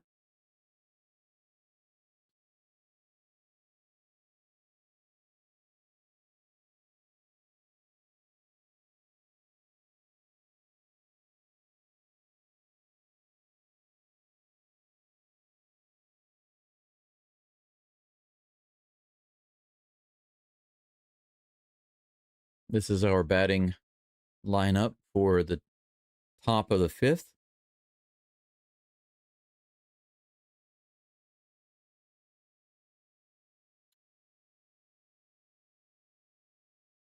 I wonder how many gold gloves they give out. Gregory mentions, I hope Walker wins a gold glove. I don't think he will. I don't think he played good enough this year to win a gold glove. He made too many mistakes. But I do wonder how many gold gloves they give out, you know?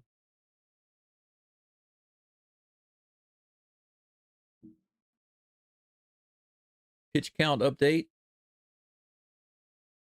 Hey, Toonami. Thanks for the super chat. Toonami says, thanks for covering. Won the over. Good for you. Congratulations. I'm not a bettor myself, but I'm glad that you were able to win. Good job for you. Thank you for that super chat. I appreciate that. Let's see here. You're right, Jesse. No one was on base with a homer. A solo homer is not a big deal as long as you have the rest of the batting under control. Altuve over there scratching the bat up, and he's ready to go. He's marching to the plate right now. The pitch count right now, Mr. Texas Grass, is as follows. 43 pitches for Alexander, 30 of those in the zone. Hendricks at 87, 58 in the zone. And they do have a guy going in the bullpen for the Angels right now, so Hendricks is not going to be up there much longer. First pitch to Altuve is on the way. In the dirt outside, ball 1. I want to see another Altuve homer.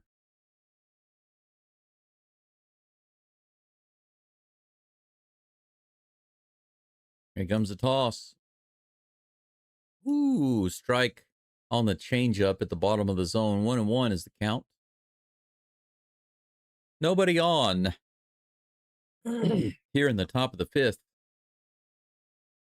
Astros up 3-1. Altuve at the plate. Next pitch is on the outside edge for a strike. Another changeup. 2 changeups in a row. Altuve calls timeout.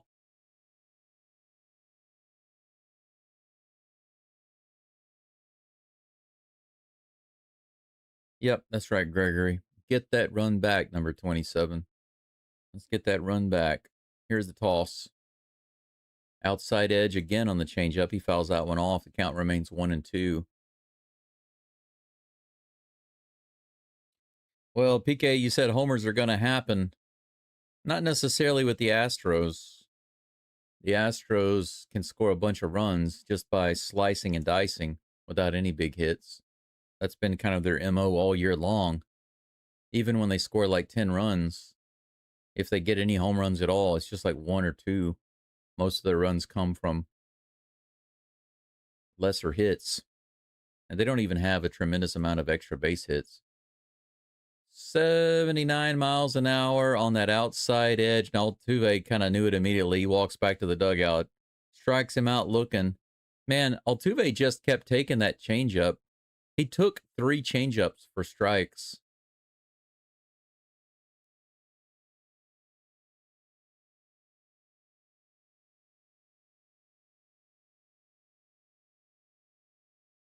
You know, since 2023, the Astros are 11-4 against the Angels on the road.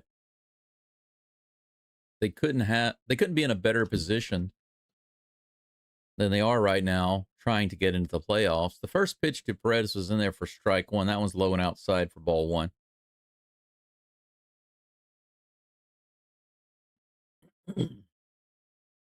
Jeffrey wants to know if I'm going to call any of the playoffs if the Astros don't make it. I plan to, because it seems like people want me to do some of the playoff games. I'm not going to do all of them, but I'll do what I can. Because I definitely want to do I'm going to start doing the Texans games. For those of you who don't know this, I will be doing the Texans game this weekend. So they are playing the Titans. I'll be giving that a whirl for the first time.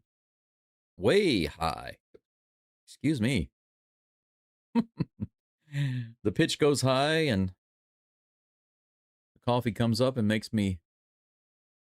Was that a hiccup or a burp? I'm not sure. I think it was a hiccup. Here comes the 2-2 pitch to Paredes. He hits that one out into center field, but that's playable. 2 down. Carlos Correa comes to the plate with 2 outs. Nobody on here in the top of the 5th.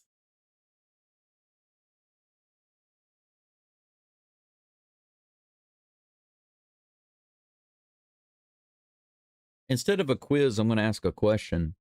What games would you like me to call in the playoffs apart from STROS games? There we go. If any. Let's do that. First pitch to Correa is a strike. The second pitch is low and inside for ball one. I'm only going to leave that up on the screen for a couple of moments because it's kind of blocking the chat. The question is, what games, if any, would you like me to call in the playoffs besides the Astros? Rip to right field and foul. That was a rip, man. That was not far from being a homer. 1 ball and 2 strikes to Correa.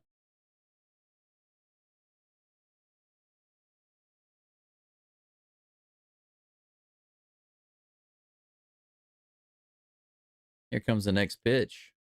In the dirt, 2-2. So that's the question I have for you guys and gals in the chat. What games would you like me to call in the playoffs apart from the STROS games, if any? I just want to put that out there so that you can see it. Now I'll look for your answers in the chat. 87 miles an hour, tapped foul down the third baseline. The count remains 2-2.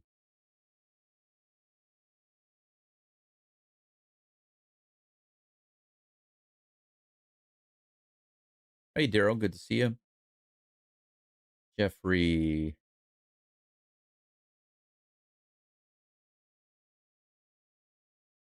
Yes, thumbs up, please, on the live stream. I haven't mentioned that at all. I always forget that until somebody else mentions it for me, but do like the live stream if you've not done that already. Here comes the 2-2 pitch to Correa. Fouls it off again, 87 up and inside. Correa's doing a really good job tonight of making Hendricks throw pitches. He's up to 104 pitches thrown now.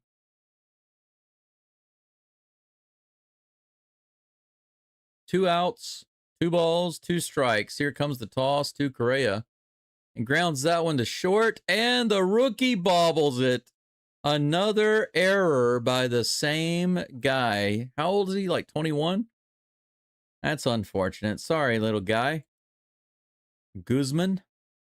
He kind of looks like Bryce Matthews with the hair and the goatee.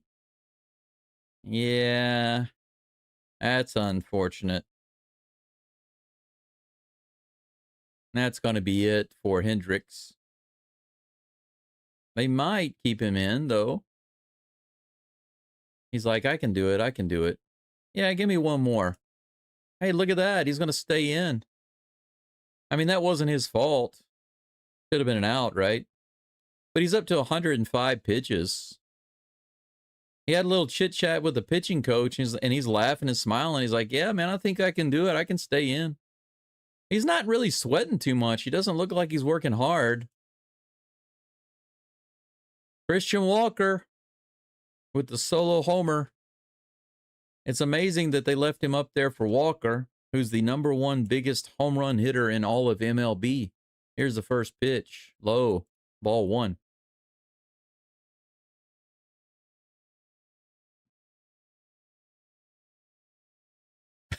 Jeffrey says, I wonder if Correa has been to Korea. Maybe. Here's the 1-0 pitch. Walker swings and misses the ball below the zone there. 1-1 is the count.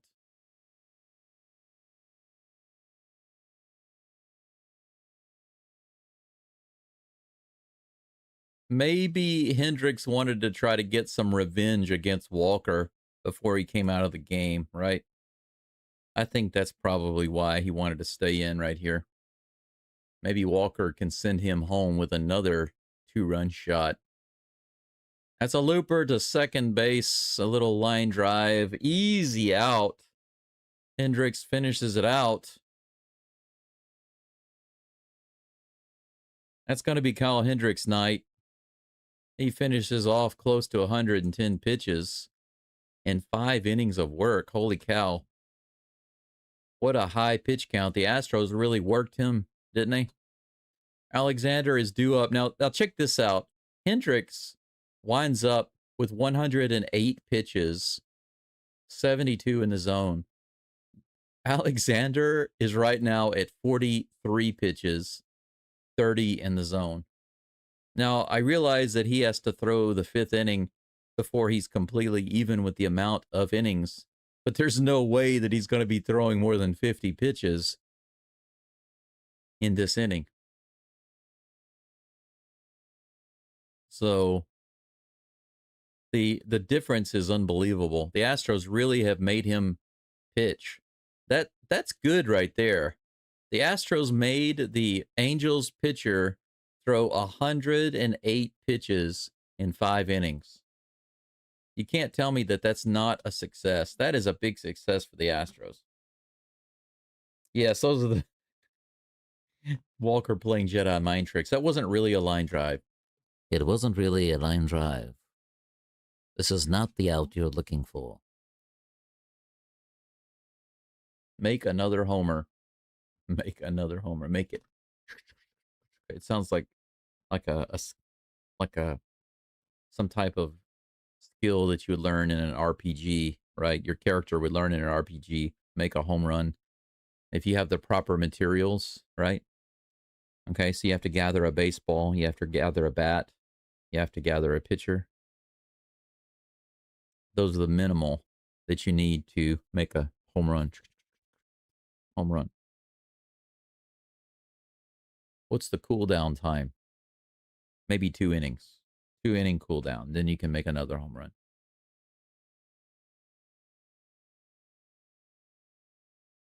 Wow, this is hit hard out into left field. Wow. Woof. The cameraman thought it was out, that's for sure. Very first pitch. Ohapi goes deep, but it was way too high. Doobie is able to put it away.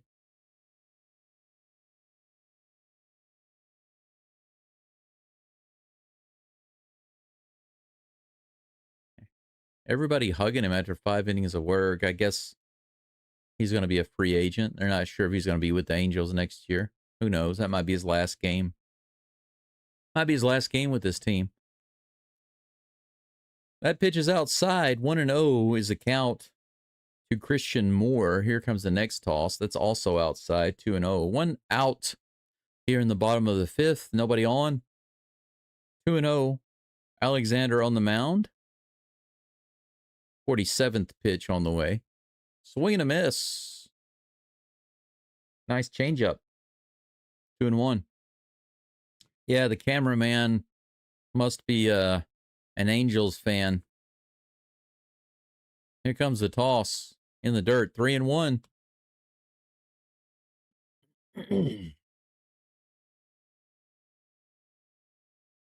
Hey, Patrick. Cole has a nice double today. Opposite field, right down the third baseline. So he's got something. That and a strikeout. Speaking of down the line, that's opposite field down the right field line. He's going to go for 2. Here's Cam's throw. It's nowhere near in time. Easy double there with the hustle for Mr. Christian Moore. A 1-out runner on second base for the Angels.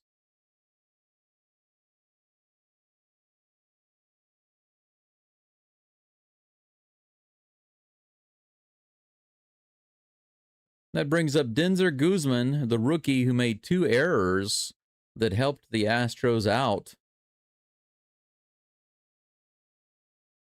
Helped us to score some runs.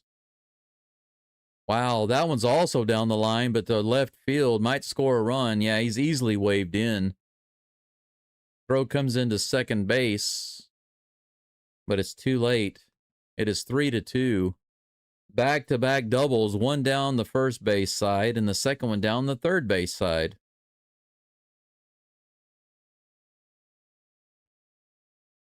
The Angels suddenly ripping the ball like no problem. Josh Miller is going to come out. That was right on the line. It hit the chalk line on the left field side. Yeah, I think Miller is out on the mound right now having a little chit-chat with Alexander. Yep. Just a quick little meeting.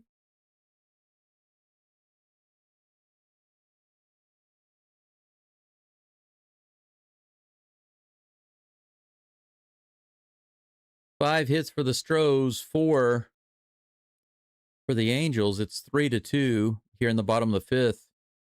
The 4th and the 5th inning, Alexander has given up a run in each inning. Right now, it's 1 out with a runner on second. He's facing Bryce Teodosio.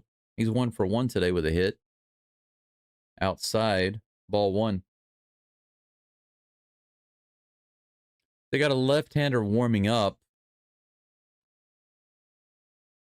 Could be the last batter for Alexander. We'll see.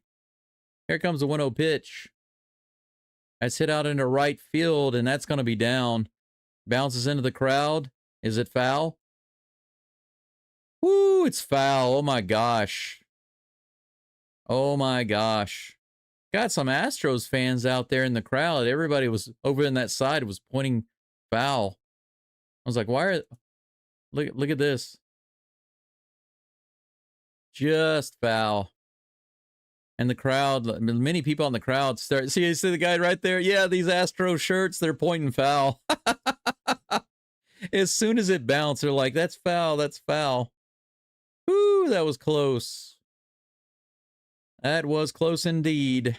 Luke says scary close, that's right. 1 ball, 1 strike. 1 scary strike. Here comes the next pitch. Outside, 2 balls and 1 strike.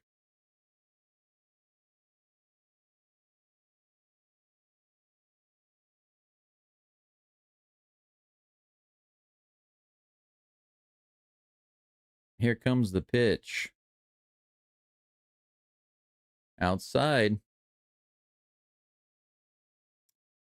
Well, Jeffrey, I can do any game I want. I don't need to wait for the schedule to be announced. But here's the thing. If I'm going to do a game that does not have the Astros, then I have to change my account. I have to change my package with MLB because right now I pay for the Astros package. 3 balls and 1 strike to Teodosio. There's no blackout for me here on anything. Here's a 3-1 toss. Below the zone, chopped foul down the third baseline, and now it's a full count. The benefit of being here in Japan is that there's no market competition, so there's no blackouts for me in any sport. So MLB, NBA, NFL, doesn't matter. I can watch all games. Doesn't matter what team. It doesn't matter what day. Doesn't matter if it's a playoff game or not. I can watch all of the games, but I just have to change my package because right now I pay for the MLB Astros package. And that means I can see 100% of all Astros games. But if you guys really want me to do the playoff games for other teams, then I have to change my package. You know what I'm saying? Swing and a miss. At the bottom of the zone, Big out there for Jason Alexander, of course, on the changeup. 2 down. Beautiful pitch. That's his strikeout pitch. And that is going to be it. We're going to have a little Fried Oakert on the mound now. Costanza's out. Fried Oakert in.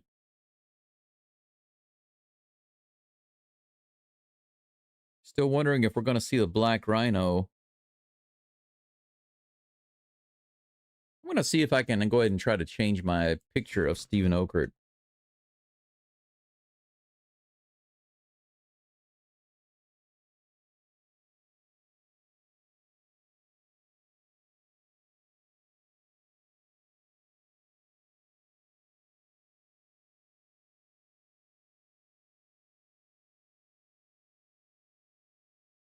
Let's see here.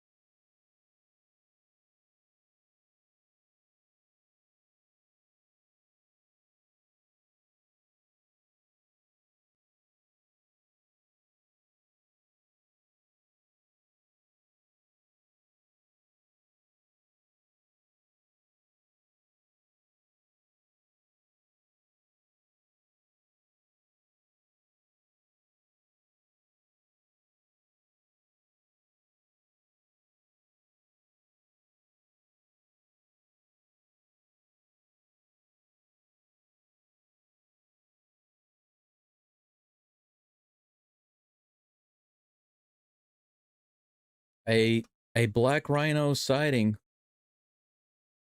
just might happen tonight. It just might. But right now, we have ourselves a little Steven Oakert. I am making a new Steven Oakert picture, but it's going to take a few minutes for it to get ready. Here's the first pitch. Just to update you, Steven Oakert just came in to replace Jason Alexander. It's 1-0 to Nolan Schanuel. There is a runner on second base with 2 outs. The Angels have already scored 1 this inning with 2 doubles. Here's the pitch. Little outside. 2-0.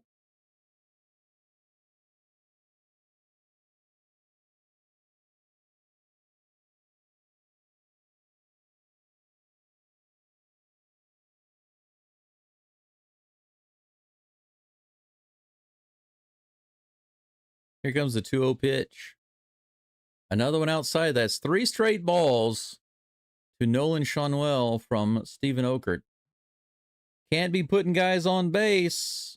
And you got Mike Trout on deck. This was the guy you needed to pitch to right here. This was the guy you needed to pitch to. He's definitely, I don't think he's being careful. I think he's being nervous. You got to pitch to this guy. It's the next guy you got to worry about. That's in there for a strike. 81 mile per hour slider, 3-1. Well, you could say he's trying so hard to be careful that he's crossed the border into nervous land. You know what I'm saying? Here's the 3-1 pitch.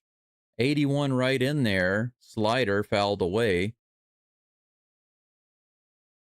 Just a little out of play. About 10 rows back. Got lucky there. Full count. But I see what you're trying to say, PK. Too careful, right? Too careful. They say that you can never be too careful, but as a pitcher, that's definitely not true. There is such a thing as too careful. It's called being anxious or nervous. This is hit hard into center field. Zach Cole is underneath it, and he puts it away. All right. A little bit of Fried Oakert is served up, much to the distaste of the childish Angels. The Astros preserve their lead 3-2. with a stranded runner. They create a lobster, and we get that one out that we needed to go into the 6th inning. 5 innings are gone. The Astros clinging to that 3-2 lead, that 1-run lead. We had the big inning in the 4th, but with 1 run in the 4th and 1 run in the 5th, the Angels have come back, and now it's a 1-run game. The Astros need to start building that lead back up. Yeah, it was close, too close. That would have been a disaster. Can you imagine 2 guys on base with Mike Trout at the plate? He's already got 1 home run today. We definitely don't need that guy up there. You know what I'm saying?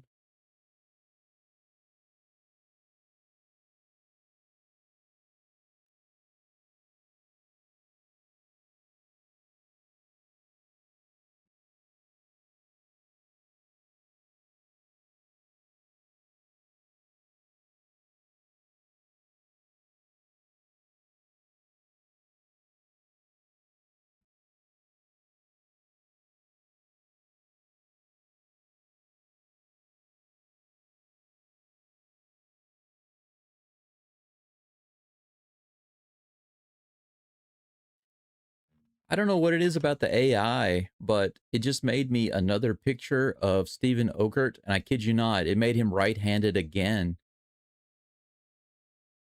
It keeps making my left-handed pitchers right-handed, even though the reference image I give it is clearly a left-handed pitcher. Chase Silseth is in the game for the Angels.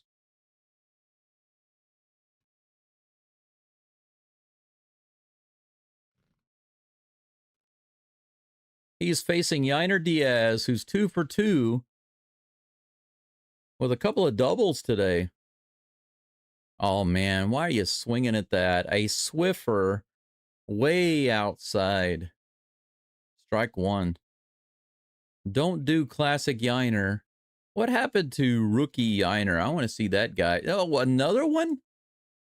Another Swiffer. That one was worse than the first one. Low and outside. The first one was way outside. This one was low and outside. 0-2 is the count. Just throw him another Swiffer. That's what I would do. And he does. And he swings at it. I kid you not. 3 sweepers outside the zone. 3 swings and misses. Are you kidding me?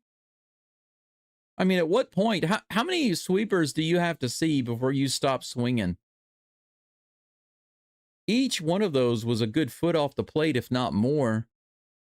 Diaz goes down with 3 pitches. Cole gets strike 1. No, they say he didn't go around. I thought he went around on that one. Check swings. Or why do they now it's a strike?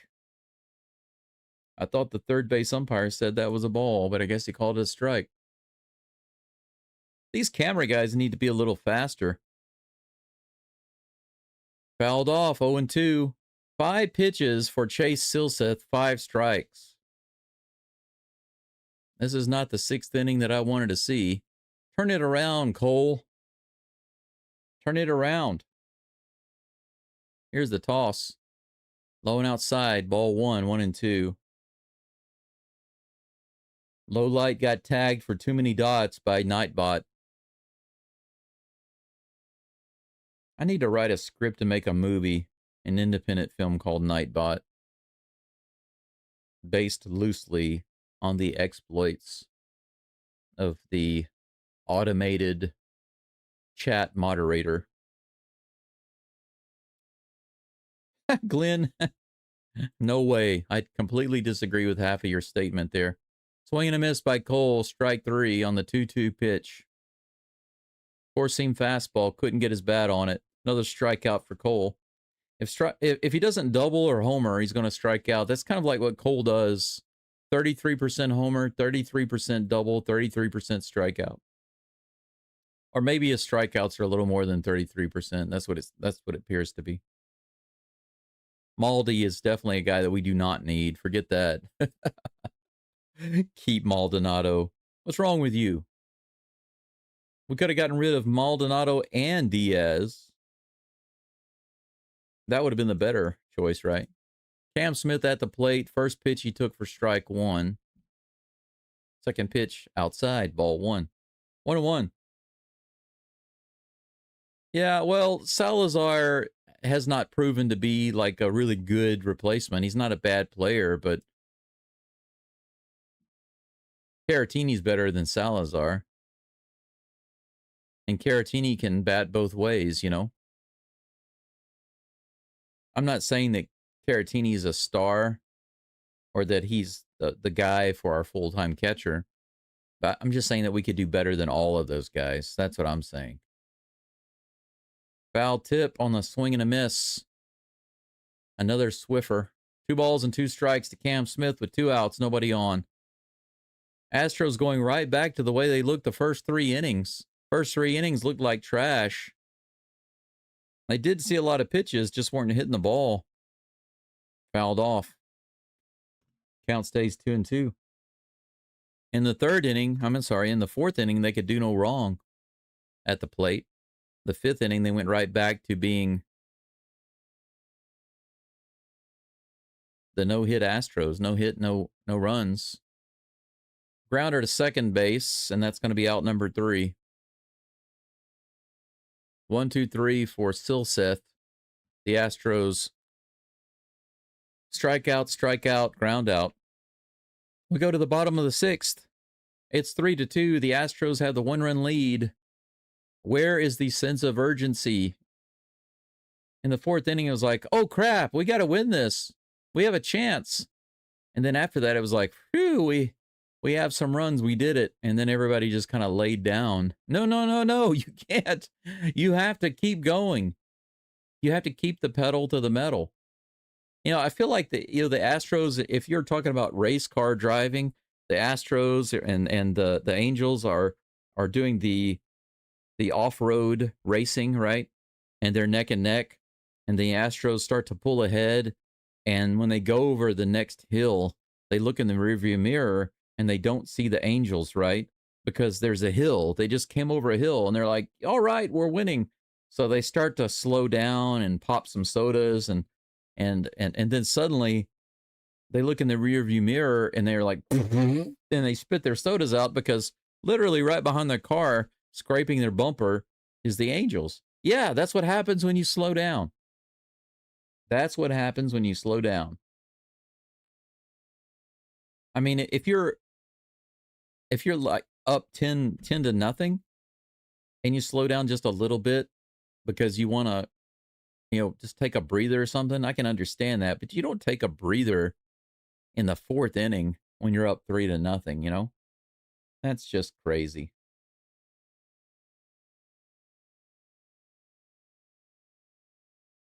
Well, Glenn, I will say this. You can't say that Diaz is a sidestep from Maldonado. You can't say that.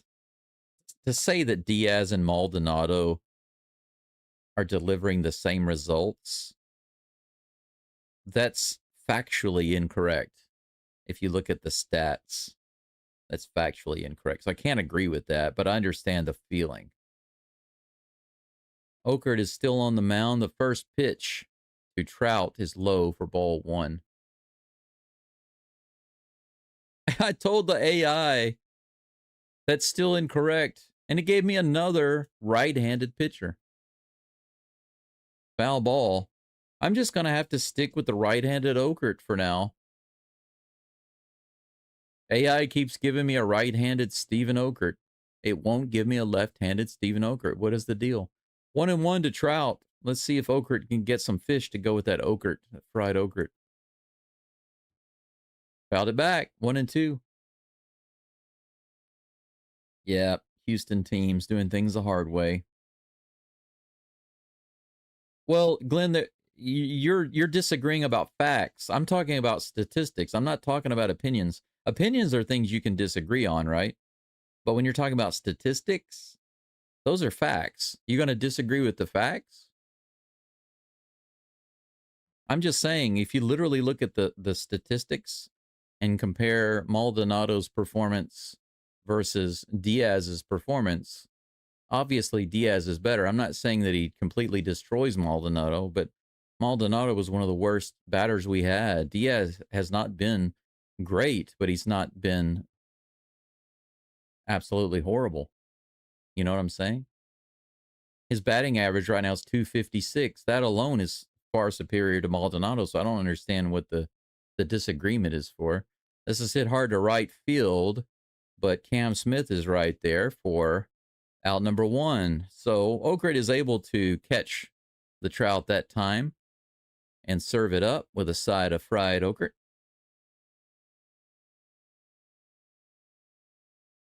Well, catching 3 no-hitters doesn't mean anything to me. Catching 3 no-hitters and okay.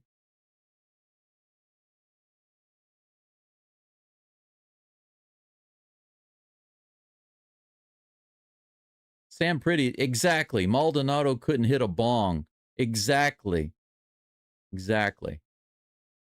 91 right in there. Good first 2 pitches from Okert to Taylor Ward. Tonight, Taylor Ward is 0 for 1, but he's 0 for 3 in his career against Okert. 3 strikeouts. That's inside and too low. 1-2 is the count. I don't understand why there's an actual conversation about trying to claim that Diaz and Maldonado are somehow on the same level in performance. Now, if you go back to Maldonado when he was younger and you want to compare him to Diaz at his age right now, that would be an interesting comparison. But that's fouled off on the line drive into the crowd on the third base side.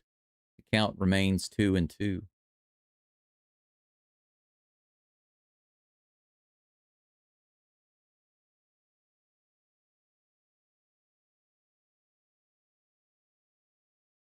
The draft Dodgers and the Submariners. The Submariners. Here's the 2-2 pitch. Ooh, high and outside. Come on there, Mr. Okert. 1 out, nobody on in the bottom of the 6th. Full count to Taylor Ward.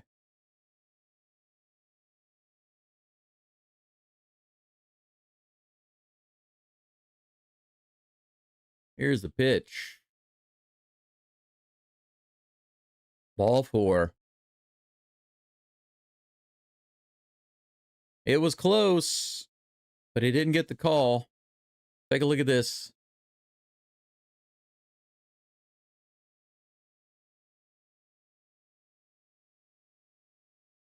Upper, inner part of the zone. It was close, but that pitch has not been called at all night long by the umpire, so Okert doesn't get it. That's going to bring in Jaden Murray. That's the night for Stephen Okert. Mr. Okert, I'm sorry I couldn't get you a proper left-handed pitcher portrait. It just seems that you're the one guy that just can't have it.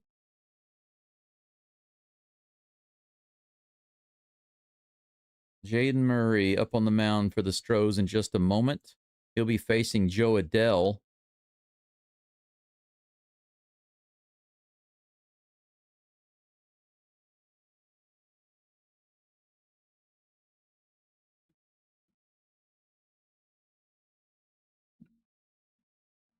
I don't know how well my setup is going to work for the game. Whoa, the Curbs destroyed the Cardinals 1-12.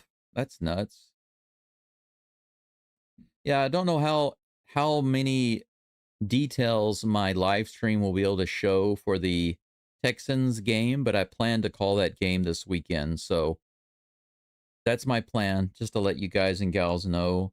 I should be live streaming the Houston Texans game against the Tennessee Titans. It's going to be my first ever time to do the Texans. So I look forward to having some of you there with me. Those of you who are interested in the Texans, in order to keep my channel successful and to make it viable for me, I'm going to have to keep doing the games. You know, there are some channels, like one of the guys that I like is Dr. Delay. Some of you already know him. Dr. D does sometimes 2 or 3 games a day, and he does a variety of games, and he often asks his subscribers which games they want him to do, which is cool. The only reason I wouldn't do that is simply because I'm a Houston guy. I can't get into calling games for teams and games that I don't care about, you know. I only want to do Houston games here. We're all about Houston. We're all about Houston here.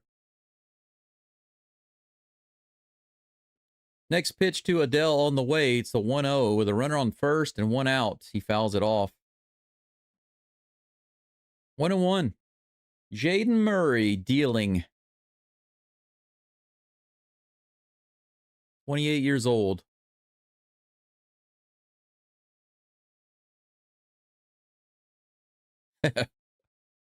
People still plugging for Moldy. Moldinado. Nice fastball. Strike 2. 1-2 is the count. I feel like somebody's trying to convince me to get back with my ex-girlfriend that I had like 5 years ago. Giving me all the reasons or all of the good aspects to her personality or something. But she has a good job. You know, she's been at the same job for 8 years. She's almost been at the same job for 10 straight years. You know, that shows dedication. Yeah, but we broke up. There's a reason we broke up. Here comes the 2-2 pitch. Ground ball to Altuve. He only has a play at first base. He gets Adele. That's out number 2. Ward is able to easily get to second base on that slow roller.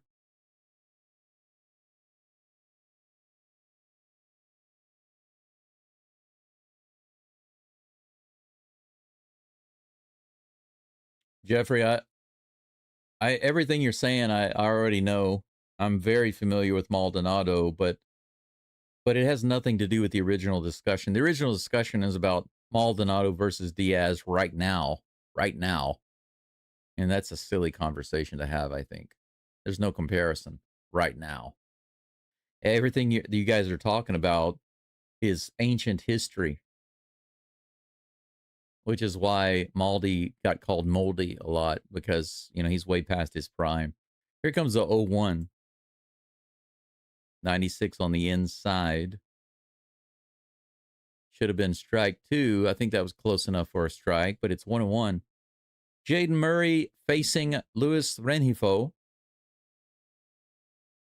Here comes the 1-1 pitch. Ooh, got him to go after a Swiffer low and inside. Swing and a miss, yes. Thank you for that update, Jesse. I wasn't sure on my screen. I thought it might be a swing and a miss. But yes, we do need a strikeout right here. It would be great. A strikeout, a ground out, a fly out. Any out right here without scoring a run. 1 ball, 2 strikes. Here comes the toss from Murray. Let's see what Rengifo does. He grounds it straight to Walker. Easy play. Nice little easy bouncer that my daughter could have taken care of when she was 5 years old. That's going to be out number 3. Good job, Mr. Murray. He comes in and does his job. 2 up and 2 down. No harm done. The Angels threaten in the 6th, but nothing comes of it. The score remains 3-2. 3-pointer. 2 field goal. Triple to double. The Astros are up. 5 hits for the Astros, 4 for the Angels. 2 errors for the Angels. The Astros up by 1 going into the top of the 7th. With Ramon Urias due up. followed by Mauricio Dubon and Jose Altuve. Let's take a look at the lobster count. The lobsters are actually not too high today, but there haven't been too many opportunities. The unofficial red lobster count. Astros 8, Angels 6. And now it's time for your unofficial red lobster count for the day. As of the end of the 6th inning, the Astros have 8 lobsters and the Angels have 6. This has been the unofficial red lobster count. Here you go. Oh, they've got cheerleading auditions. I know that lady's not auditioning. Probably would break a hip. Jose Fermin. He looks at the catcher like, what kind of throwback was that? That was funny. Jose Fermin. That was a very funny thing to witness there.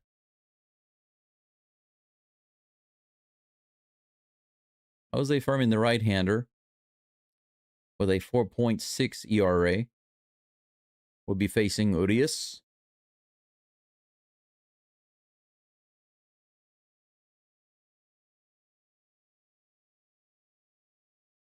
Anyone who plays the Cowgirls, yeah. That's how I cheer. Whoever's playing the Cowgirls or the Aints, I always pull against them. 1 ball, no strikes. Here's the next toss. 91 in there, bounced foul. Urias is over 2 today. Let's see if he can make something happen. Man, I am some kind of thirsty. Here comes the 1-1 pitch. Fouls it off. 90-mile-per-hour slider, low and inside. I do have my electrolyte drink, so I guess I can chug this.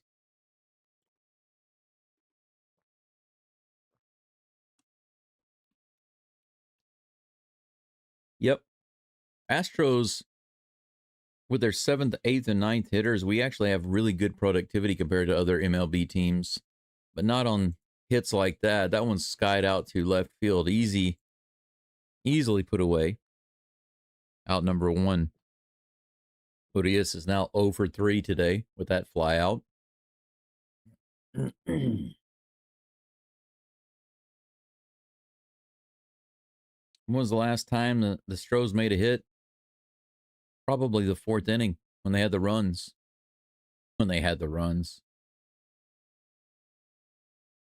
Doobie at the plate.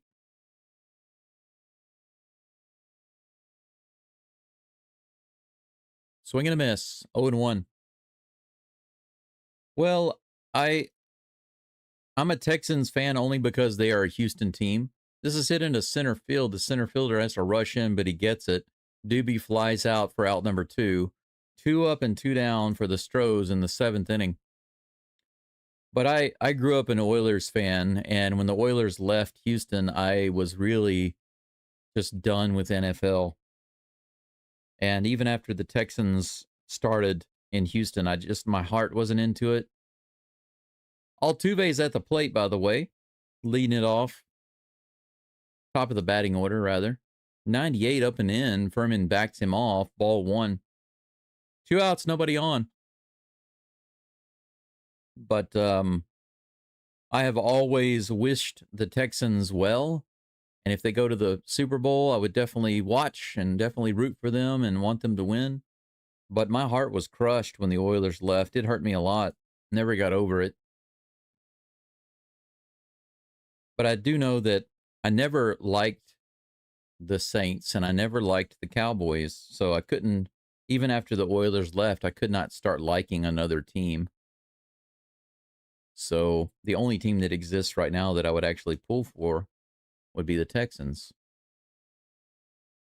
Occasionally, I do take a look at the highlights for the Bengals games, but the only reason for that is because they've got some key LSU players, and I'm sure you know who those are. 3 balls and no strikes with that ball way above the zone. Altuve hasn't had a single pitch to swing at. Here comes the 3-0 from Fermin. Fastball in the top of the zone, strike one. It's 3-1. Yeah, that would have been awesome. C3. That was my dream. The Oilers and the Cowboys in the Super Bowl, and then for them to win, that was going to be my dream come true. 91 mile per hour slider inside, strike two. Altuve was gunning for the walk. 3-2 is the count. He's 0 for 3 today. Come on, Altuve. Why don't you just blast one over the fence? Give us an insurance run. Here's a toss. Low and inside, ball 4. 55 walks drawn by Altuve. He leads the Astros this season. Jose Fermin will now be facing Isaac Paredes with a runner on first and no outs. Altuve got the walk he was looking for. Apparently, this is the walk that he's looking for.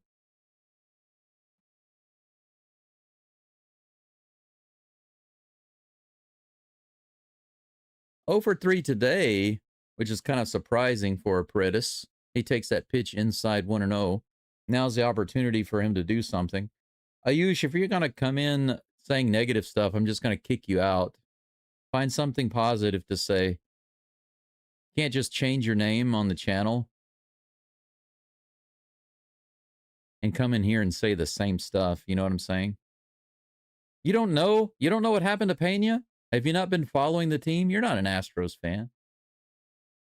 I'm going to put you in timeout for 5 minutes for that comment. Whoa, up and in, almost hit him. 3 balls and no strikes to Paredes. Man, look at this. Dangerous. Altuve almost got hit the last at bat, his right before this, by Fermin, and now he almost hits Paredes. Here comes the next pitch. 97 right in there, 3-1. So he starts the bat off the same way versus Paredes that he did with Altuve. 3 straight balls, one of them almost hitting him. Now it's 3-1. Altuve on first with 2 outs. Here's the toss to Paredes. 98 in the top of the zone. It looks like the Astros are getting these 3-0 counts and then just trying to get the walk. Paredes is making him pitch. But now we got another full count.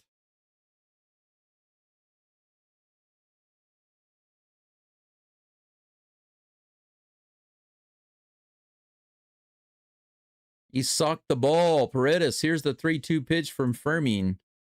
He fouls it back. Man, that hit right next to the microphone. That was loud. Yeah, Jesse says, I'll root for the Texans, but don't feel as enthused. I'm sure that I'll get more enthused as I'm watching the games. They're a Houston team, so if they win, that makes me happy. Susan says, come on, Paredes homer. I'd love that. Here comes the 3-2 pitch. That's hit hard to left field, but it's going to be right at Taylor Ward, who puts it away for out number 3. Line drive straight to Taylor Ward. He didn't even have to move. And that creates another lobster as Altuve is left on base, which we all know is the crime that cannot be forgiven. Cannot strand Jose Altuve on base. That is absolute blasphemy.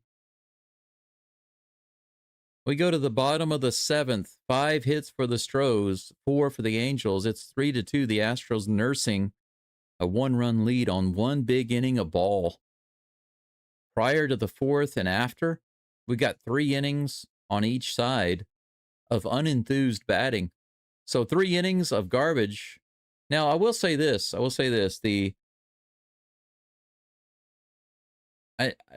don't. The hitting itself was not good in the first 3 innings and the last 3 innings. But the at-bats have not been bad. It's just that they haven't had good results. So the Astros have seen a lot of pitches. especially the first few innings. They really, really made the starting pitcher pitch a lot. He threw a ton of pitches. So to say that the Astros batting was garbage is not fair, because they did work his butt off, work the pitcher's butt off. And then in the fourth, they finally started lighting it up. And their batting looked like traditional baseball. They got walks, they got hits, they got homers, they did everything, basically. Even double steals. It was awesome. And they scored 3 runs. But before that, the only thing that they had going for them was that they were working the pitcher out. In the 5th, the 6th, and now the 7th, they haven't really done much of anything at the plate. So, just kind of been shut down.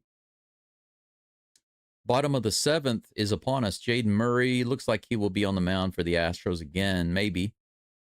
Logan O'Hoppe is due up, followed by Christian Moore and Denzer Guzman, the rookie.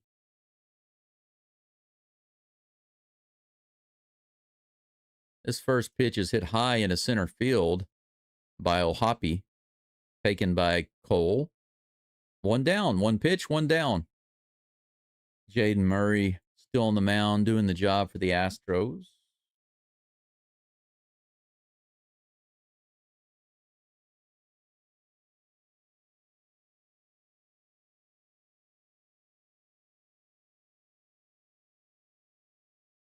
I don't know about the Texans theme song. They probably do have one. That was not a bad pitch. The fastball on the outside edge, ball 1. Christian Moore at the plate. 1 for 2 today. Here's the toss for Murray. Low and outside, ball 2.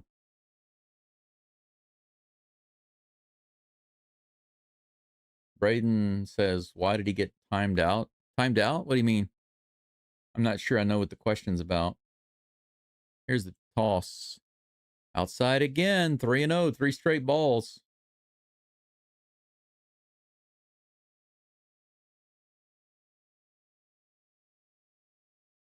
Does Pujols sound like a bad word? I guess if you think about it.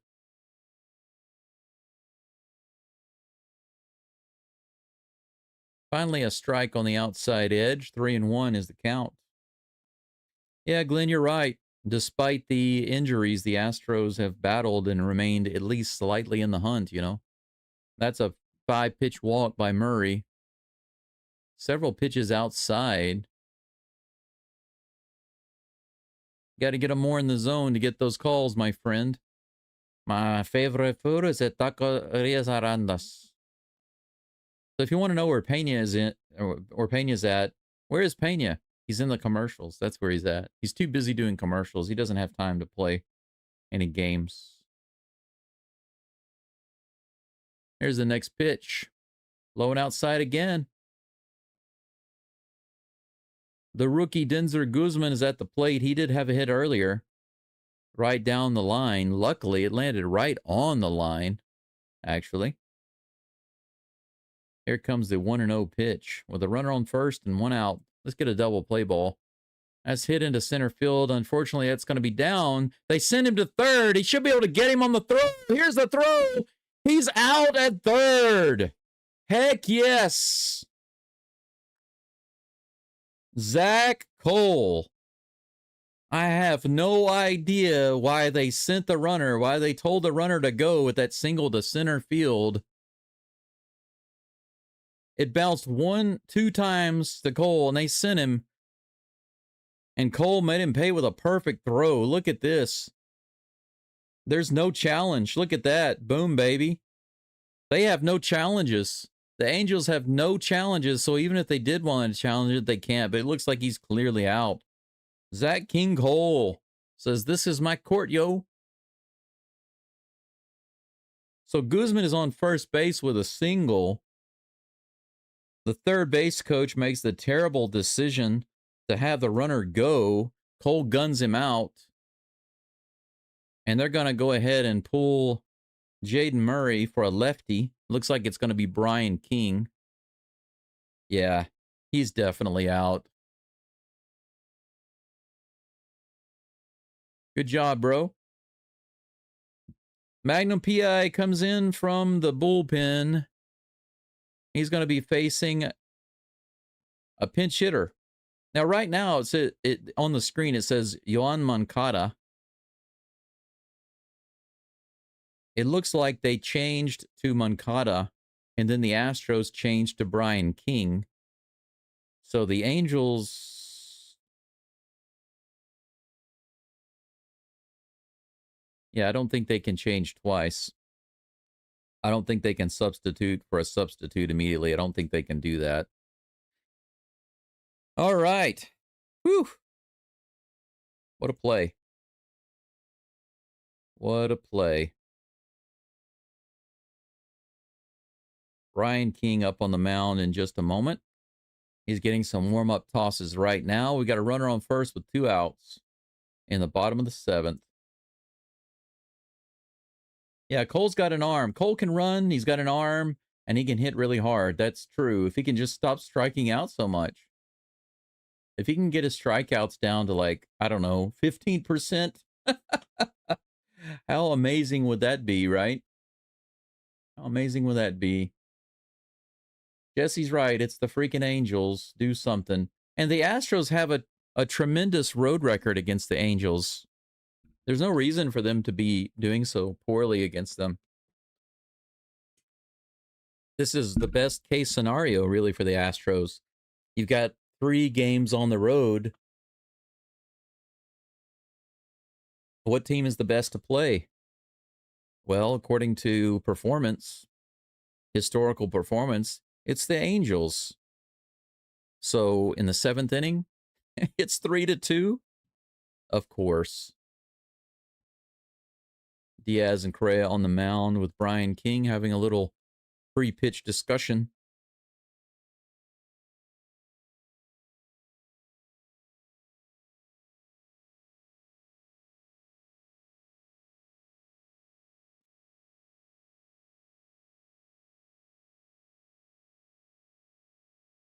Jesse says this game reminds him of the last game with the Angels where the Astros barely won. Well, you know, a W is a W is a W. In baseball, the most important thing is getting the W. It doesn't matter how. Style doesn't matter. What matters is who wins. Here's the pitch. Fouls it back on the first pitch, 91 miles an hour on the inside.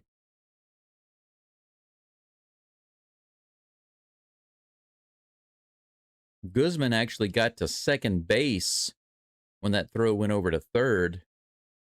So runners on second with 2 outs. This is hit out into right field. Cam Smith is over. Can he get it? No, it's going to drop, and that's a tie game.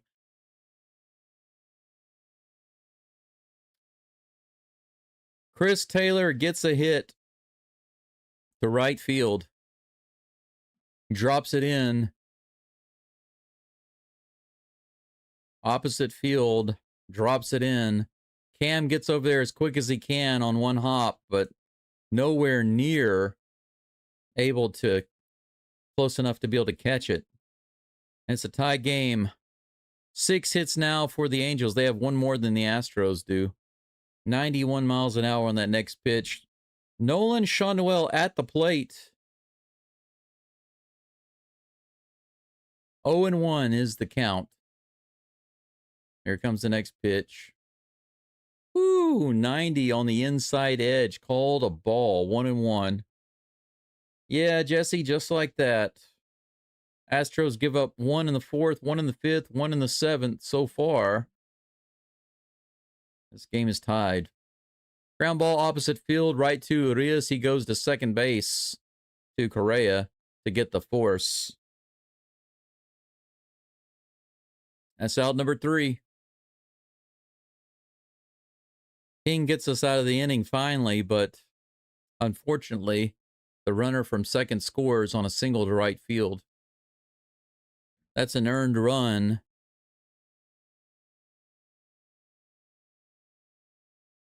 For Jaden Murray.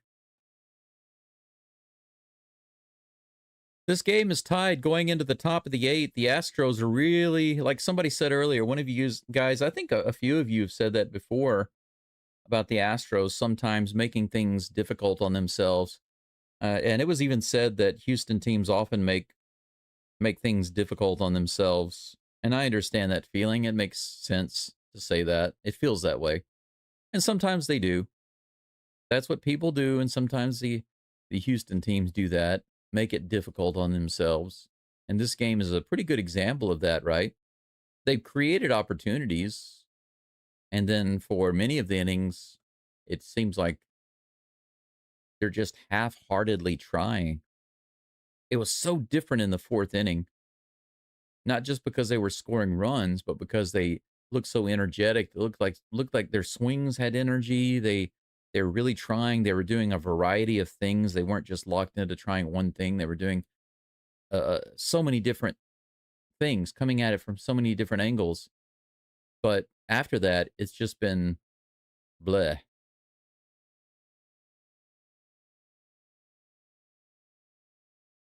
Yeah, Eric says, why be easy when it can be hard? Susan thinks that the Astros need to call up Bryce Matthews. C3 says, what's it like in Japan? Always wanted to go. It's awesome in Japan, but traveling to Japan as a tourist and living here are two different experiences. I think every country is like that. You go to a country as a visitor, you can have a wonderful time, and then you're like, man, it'd be so great to live here. And then you live there, and after a while, you realize that, hey, every country is a double-edged sword. Every country cuts both ways. There's some great things about it, and then some really difficult things about it. But I will say this, if you can make good money in Japan, because to be honest, I really am enjoying what I'm doing with the live streams, doing the games. I would love for the channel to keep growing and for me to be able to just do this every day. Swing and a miss by Correa. First pitch was a ball. 1-1 is the count. But if I could do something like this and stay in Japan and my income was really nice and my health was recovered, then it would be great. Living in Japan is great if you can make good money. I mean, really, I'm serious. I don't mean like you have to make $10,000 or $20,000 a month. That's not what I mean. What I mean is like if you can make at least $3,000 a month, that's not even a lot, then you can really enjoy yourself here because it doesn't take a whole lot of money. 2 more balls and the count is 3-1 to Correa. But the problem is if you come to Japan and you want to work at a company, a couple of things could happen to you, and I'll explain that in just a minute. Here comes the 3-1 pitch to South Korea. Fouled off. Goes to 3-2. Brock Burke is in the game. I need to change that. Brock Burke is in the game for the A's. The A's. The Angels, that is. The other A's. For the other A's. Here comes the full count pitch. Nice line drive to right field. Another opposite field line drive shot. Correa has another single for today. Top of the 8th, leadoff runner. No outs, baby. And the biggest home run hitter in all of MLB comes to the plate, Christian Walker. He's already got one blast to center field today. And now that he has a runner on, he's ready for another. But if you come as like an English teacher, you're not going to make much money. You're just going to make enough money to survive. That's all. Oh, that's off the pitcher. Is he going to be able to beat him? No, he can't beat him. Sean Wells able to get it. That ball hit the pitcher right in the back. Walker line drives it right back to Brock Burke and hits him in the back. A nice thump. How fast was that ball? I'm waiting. 106.3 miles an hour. Ooh. Yeah. Got him in the hip. They said at the back originally, but it looked like it got him in the left haunch. Maybe on the hip bone, left hip bone.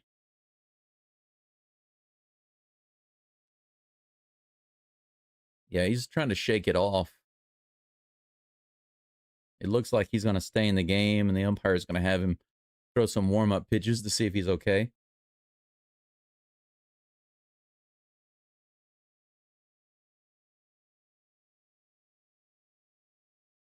If that had not hit the pitcher, it would have been up the middle with runners on first and third. Correa did go to second base, so at least we have the runner in scoring position.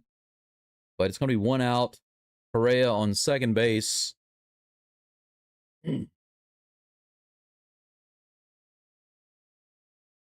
Burke takes a couple of warm-up pitches, and he says, I'm good to go. Yainer Diaz comes to the plate. He's got a couple of nice doubles today. But what I was saying earlier is that if you learn a skill like IT and you come to Japan and you work in a company here, you can make better money, but you're going to be working your butt off. You're going to work long hours. It's going to be highly stressful. You're not going to enjoy your life. So the only way to really enjoy Japan is to make good money and find a way to have free time and not work too many hours. It's really challenging to do.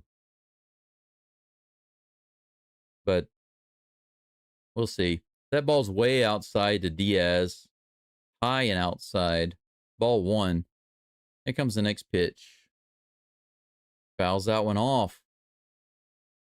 Change up low in the zone. 1-1 is the count. My main challenge is my health. A close second is finances. Here's the 1-1. 98 above the zone. Swing and a miss.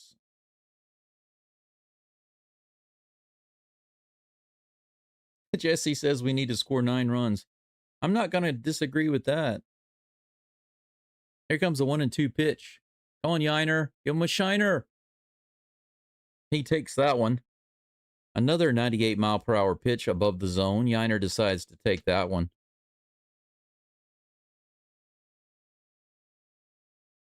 Well, Eric, if you retire in Japan, I mean, first of all, you got to figure out what kind of visa you're going to get. You can't just retire in Japan. You got to have the proper visa. That's fouled off. The count remains 2-2. 1 out. Here in the top of the 8th, the Astros trying to make something happen. Correa on second base with 1 out, 2 balls, 2 strikes to Yainer Diaz. Will Yainer give him the proverbial shiner? Here it comes. Bounce to third. Rengifo scoops it up and makes the throw. Correa stays at second base. Zach Cole will not bat because there's a left-handed pitcher. So they're going to pull Zach Cole for a right-handed batter.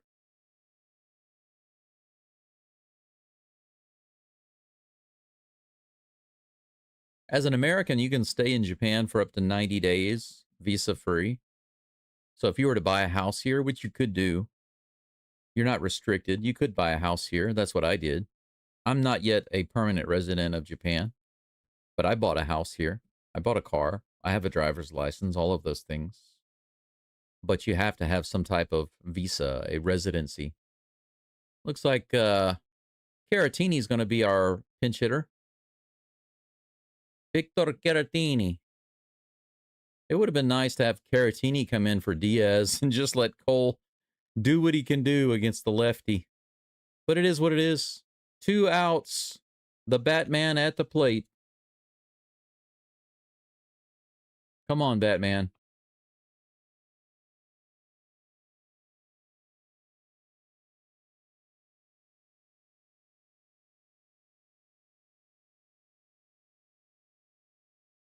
Here's the pitch. 87-mile-per-hour slider on the outside edge for strike 1.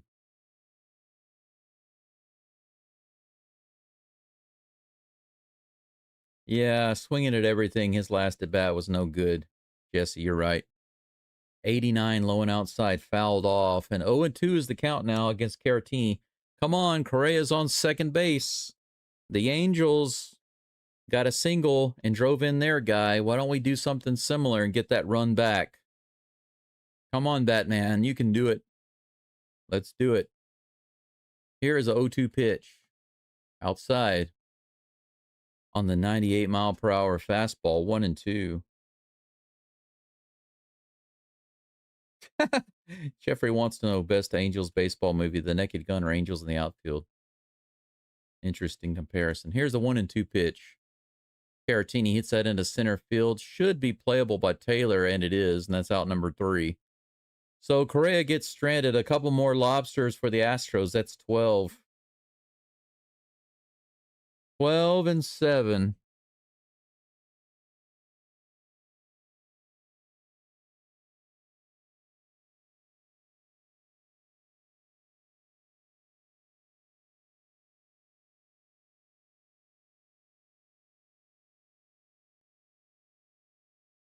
That is the unofficial Red Lobster count right now as it stands. 12 for the Astros, 7 for the Angels. That's 12 missed opportunities. We had 12 guys on base that were not moved around. And I'm not talking about these are not guys that were not scored, okay? A lobster is a guy that's not even moved around, okay? So if you have a guy on first base and you have a batter that comes up and strikes out, that's a lobster because you didn't even move him to second base. But if you have a guy that comes up to the plate and gets a single and moves the guy from first to second, that does not count as a lobster because you actually moved your guy to second base. But the Astros have missed 12 opportunities to just move the guy over. Just move him over one base. It's terrible. Now, if the Astros had like 6 runs on the board, 12 lobsters is perfectly fine. But just 3 runs? No, I'm sorry. That's a poor performance right there.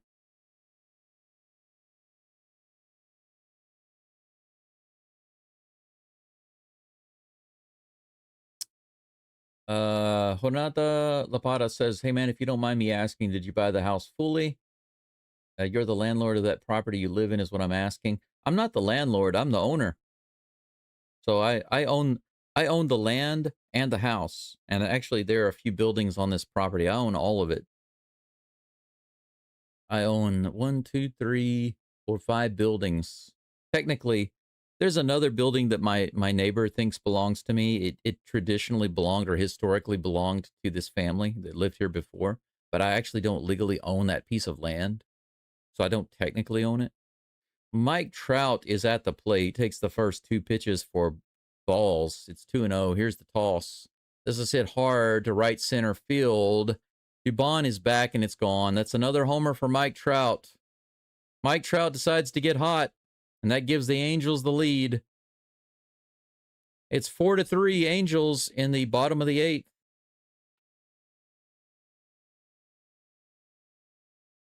Brian King still on the mound. So he inherited a runner, gave up the run, and then with a 90-mile-per-hour fastball right in the center of the plate. Terrible location. He just missed his location, and Mike Trout did not hold back. He let him pay for it. Next batter at the plate. No outs. Strike 1 right in there to Taylor Ward. 0-1. Another one right in there, 0-2.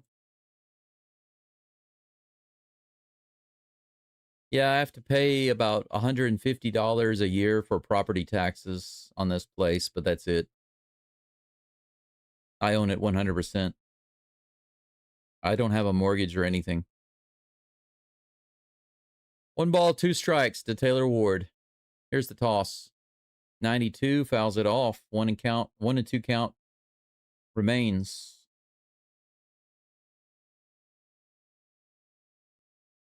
What the heck is King doing? It's a good question. He just missed. He just missed his spot. That's all. That's hit out into right field, but Cam Smith comes in and grabs it for out number 1. Joe comes to the plate, but it looks like that's going to be it for King. Espada comes out. He's going to make another change.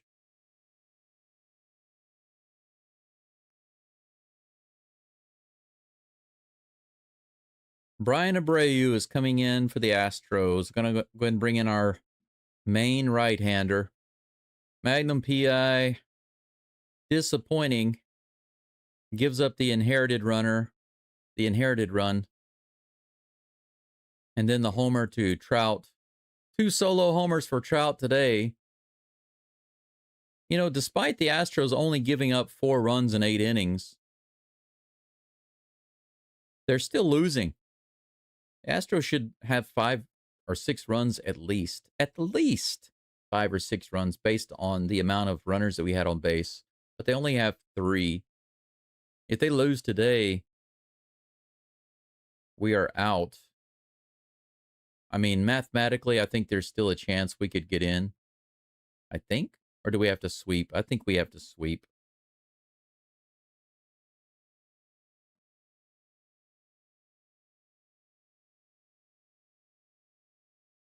Luke, you said why challenge Trout? I'm 100% sure that King was not challenging Trout. King can only throw about a 92, 93 mile per hour fastball. There's no way that he was trying to challenge Trout. Yes, he did throw it right in the middle. But do you think that he was really trying to throw it right in the middle to Mike Trout? Do you really think that? Or do you think that he just missed his spot? Obviously, he was not trying to throw it right in the middle. I mean, come on.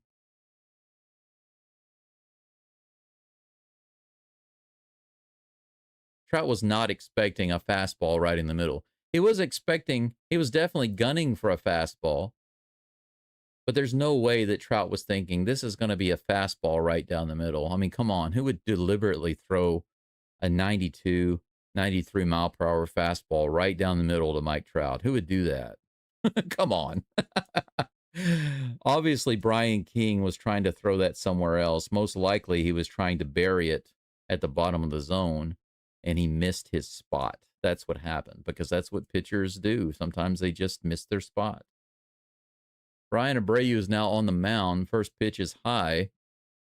96 mile per hour fastball, ball one.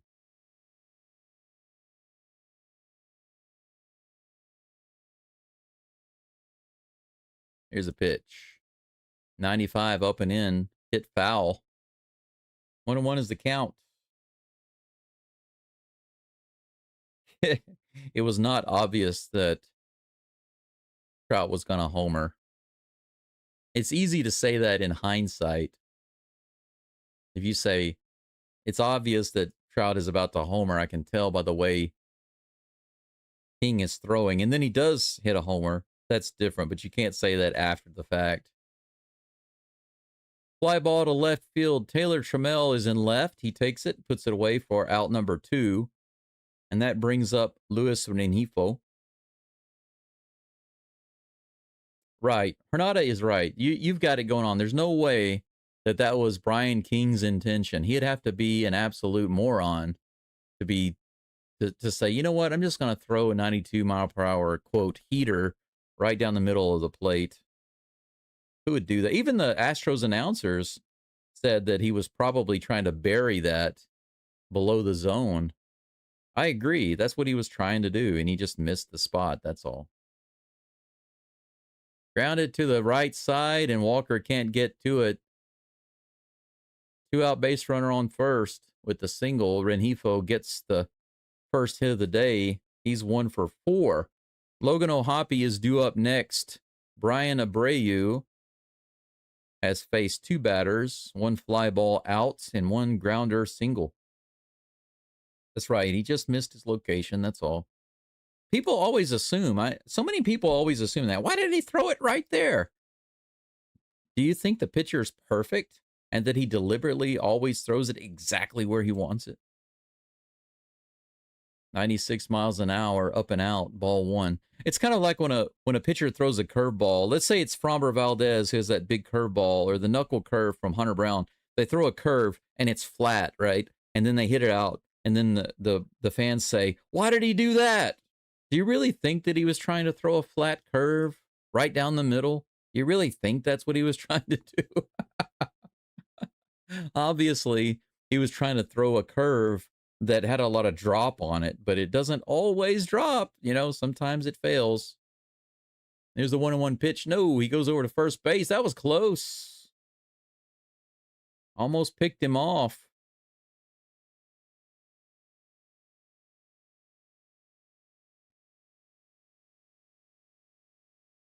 Well, I think this a little early. If they had brought Abreu in at the beginning of the 8th, that's a little too much to ask. Here's a steal attempt, and is it in there? They say that he got him. Altuve grabs it, makes the tag. Rengifo wants to challenge that. The Angels, though, do not have any challenges.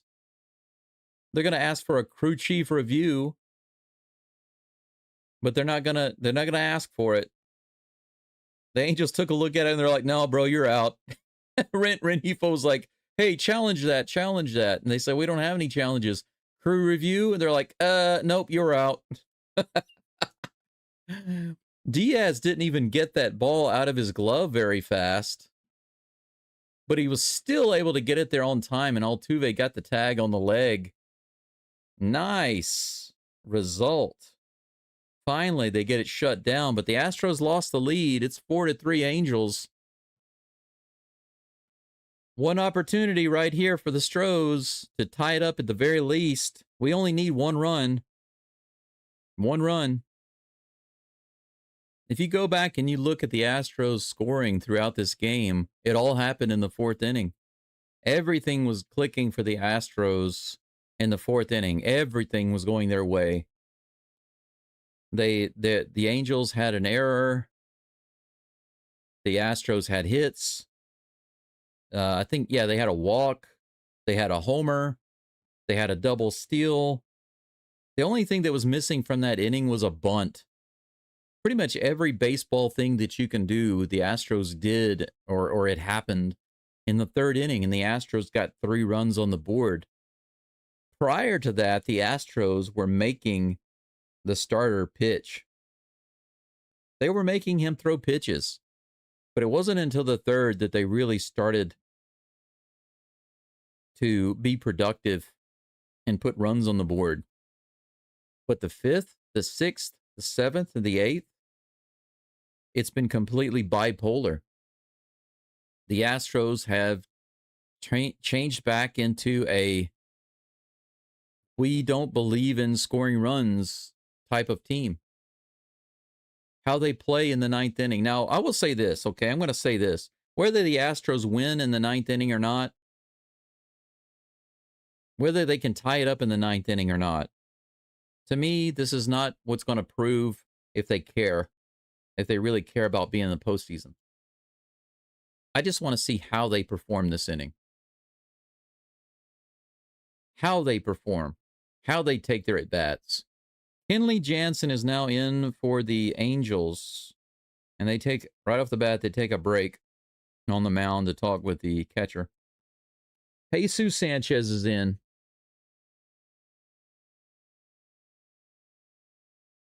Kenley Jansen, the Astros have had some success against him.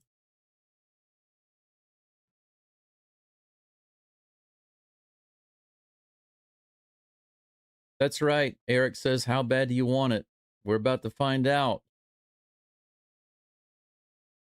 Yeah, that's right. Cole also, yeah, the double steal. That's why what I said, the double steal. Here's the first pitch to Sanchez. He fouls it off. Jesus Sanchez at the plate. 2 for 3 in his career against Kenley Jansen with a double and an RBI. Come on, Sanchi. Be our buddy today. Here's the second pitch. 92 on the outside edge. Strike 2. He didn't like that pitch, but it was a strike.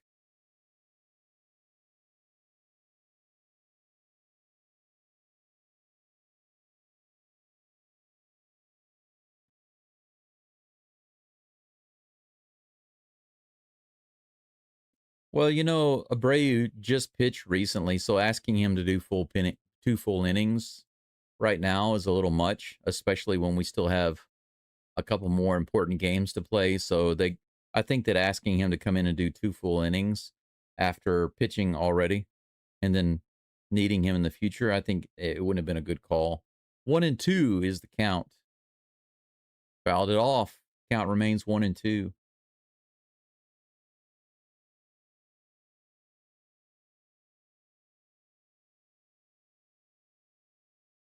Well, the Astros can be competitive, Jesse.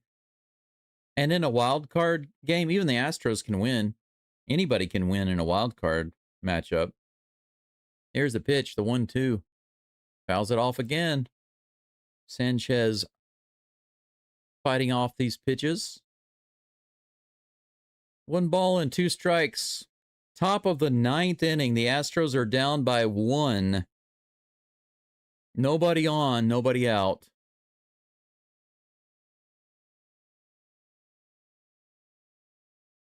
Here comes a 1-2 pitch.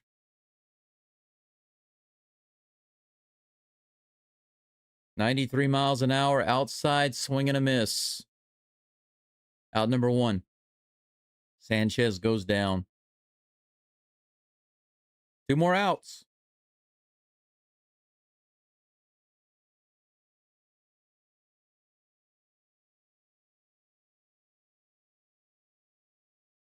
I think that even with Alvarez and Pena back in the lineup, you still have a bipolar batting system. Here's the pitch to Urias. He fouls it off. 93 right in the middle. Strike 1. Yep. Hopefully we get some life this inning. That'd be nice. That'd be nice.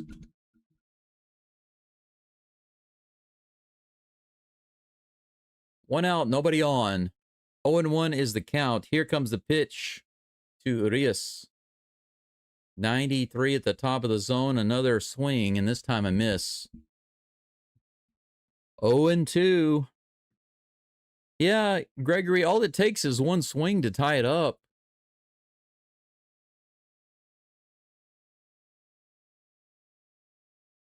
Oh and 2 is the count to Ramon Urias. Here comes the toss.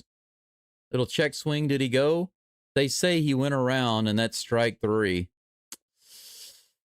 3-pitch strikeout to Urias, and we're down to our last out. This guy delivers the pitch so slowly.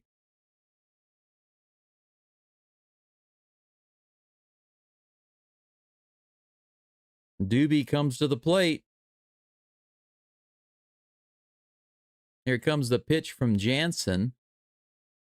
The slow, excruciatingly slow pitch. Outside, ball 1.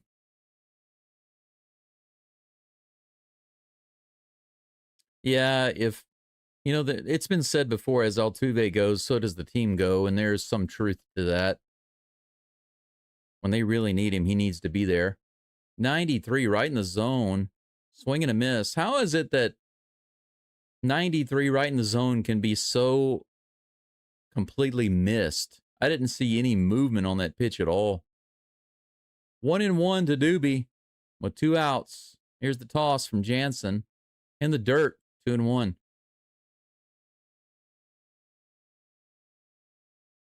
Ayush, I'm just gonna take you off for the next 24 hours because I'm tired of hearing people say that the Astros don't deserve the playoffs. I'm really tired of that. It's nonsense. It's just a nonsense comment. Fouled off. The cutter. 2 balls and 2 strikes to Doobie. If anybody says that the Astros don't deserve the playoffs, I'm just going to automatically put you into a 24-hour timeout because I'm so tired of hearing that. The Astros have been through a lot of crap this year, and to say they don't deserve the playoffs because they don't meet your expectations is nonsense. 95 right in there. Fouled off.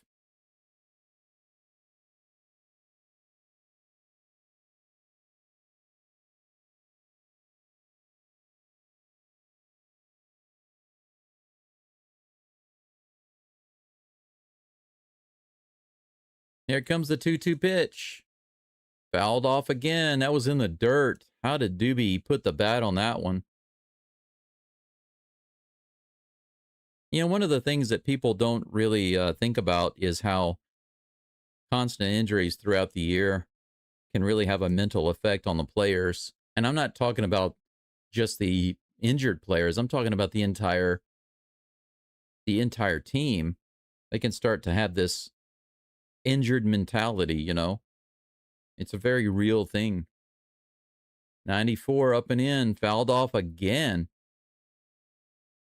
Doobie keeps the count at 2-2. How many Tommy Johns to starters in the last 3 years? Yeah, and how many Tommy Johns back to second Tommy Johns, you know? It's ridiculous. 2-2. Fouled off again. 94 right down the middle.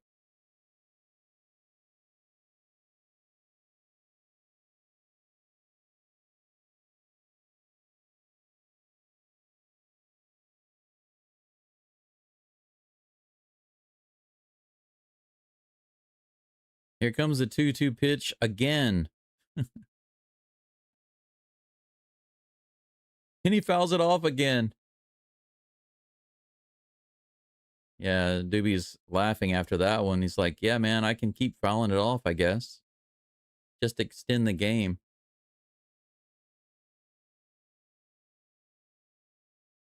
Long battle going on right here.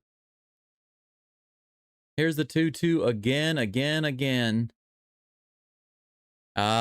He throws him one low and outside, and he swings, and he can't hold back. That's strike 3. That's it. The Astros lose. They give the game away. They had one solid inning. The first 3 innings I'm not going to complain about because, like I said, the Astros were actually making the pitcher work really, really hard. They got him to over 100 pitches in 5 innings. So I can't complain about that. But I am going to say that the Astros were terrible after the 4th inning. From the 5th inning forward, they were absolutely terrible. And then their batting in the 9th inning, it was lackluster. And that's what I was looking for. I will say that Doobie gave it his all. Doobie did his best. So we ended on a high note there. Dubon just kept fouling him off and fouling him off and fouling him off. And in the end, he couldn't do it. But at least he showed me something. Before that, didn't see anything. Terrible at bat by Sanchez. Terrible at bat by Urias. And Dubon came up and bless his heart, he tried. So we had one batter out of 3 that tried really hard, but just couldn't do it. So that's it for the Astros. Pretty sure that that's going to be the season right there. I think mathematically, there's still a way for the Astros to get to the wild card, but it would require some special moving around, right?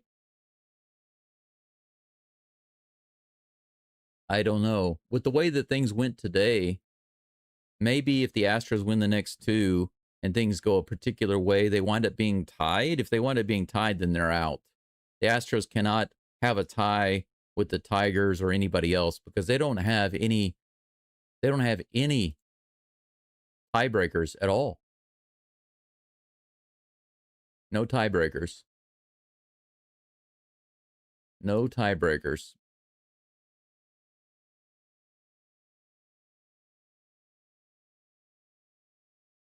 I'm going to take a look at the post-game show. For those of you who are interested, I'm going to stick around and see what they have to say. They're going to talk a little bit in the post-game show.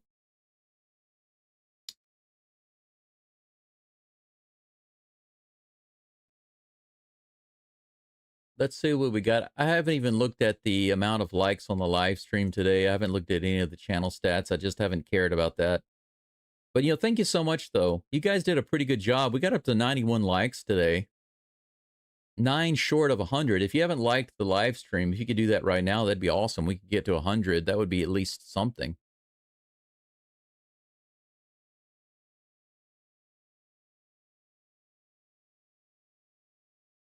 I'll update you all in just a moment. They are talking about where the Astros stand right now.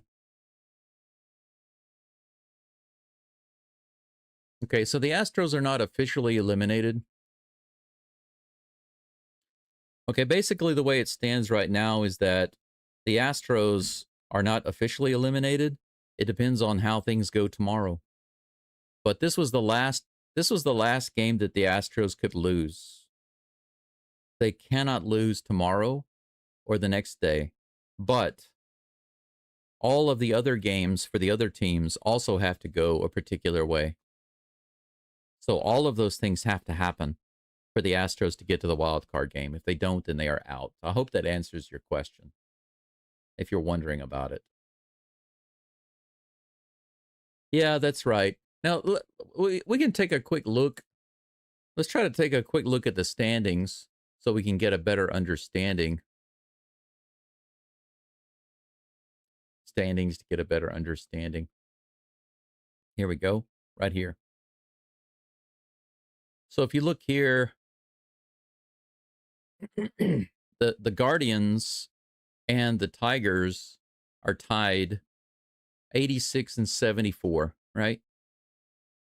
86 and 74.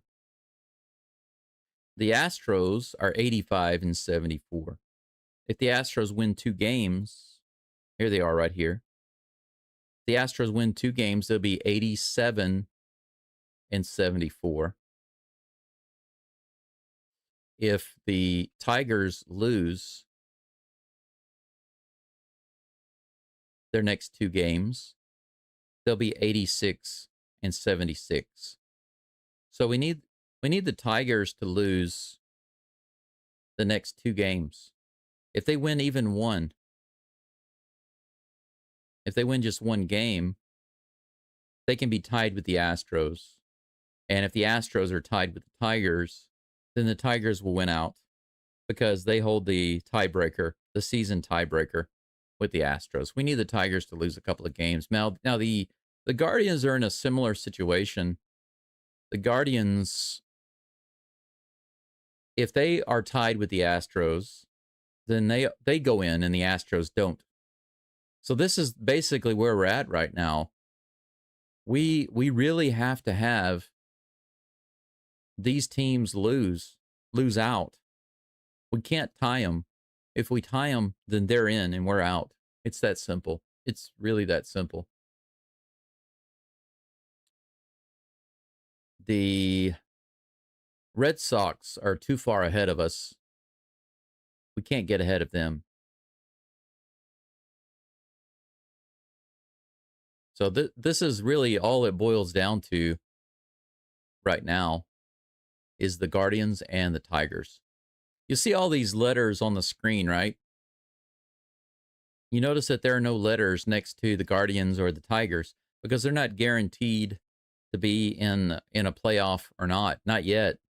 And so are the Astros. The Astros are also not yet guaranteed to be in a playoff yet or not. These are the only teams in the American League that have yet to be decided. So everything boils down to how these teams do. If the Guardians lose out, the Tigers lose out, the Astros win out, then the Astros can get in. But if it turns out to be a tie, then the Astros are out.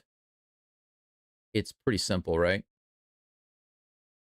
Oh, okay. So yeah, that's Astros are 85 and 75. Okay. Yeah, see, here's the problem with this chart is that it doesn't always update immediately.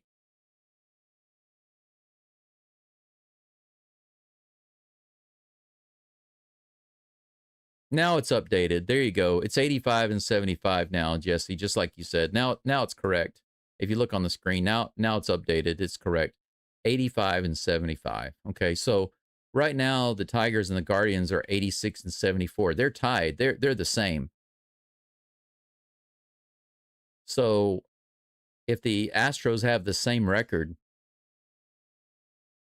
as the Tigers or the Guardians, then the Astros are out because the Guardians and the Tigers own the series, the season series against the Astros. It's that simple. So basically, the Guardians or the Guardians or the Tigers just need to completely lose out. If they go to 86 and 76, either one of these teams, the Astros can go to 87 and 75. So literally, that's literally what has to happen. The Guardians or the Tigers, one of those teams have to lose their next 2 games, their last 2 games, plus the Astros have to win their next 2 games. Both of those have to happen.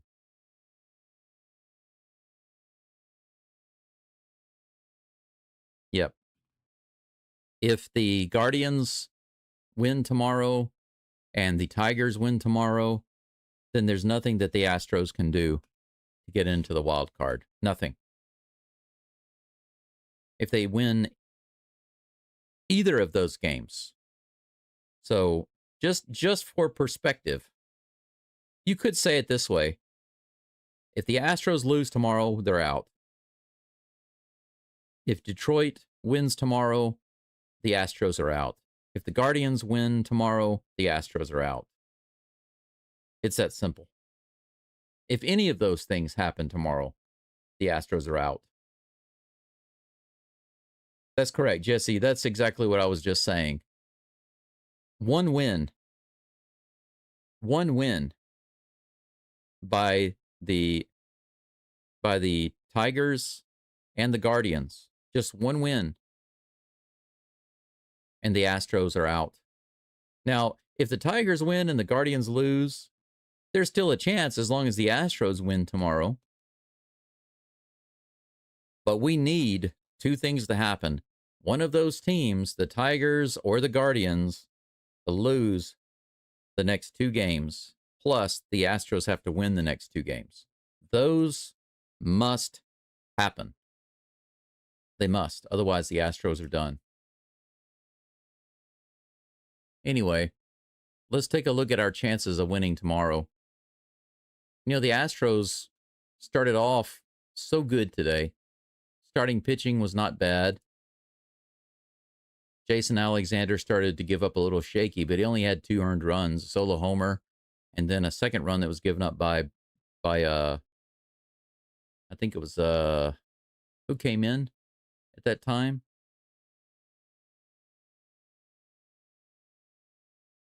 Can't remember. But I want to take a look at the game for tomorrow. But they couldn't score outside of the 4th inning. Absolutely terrible after the 4th inning.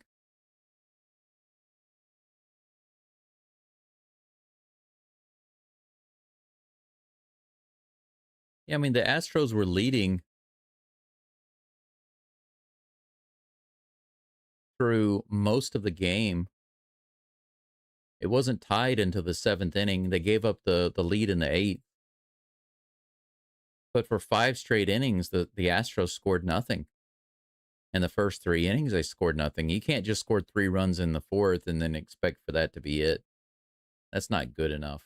That's definitely not good enough.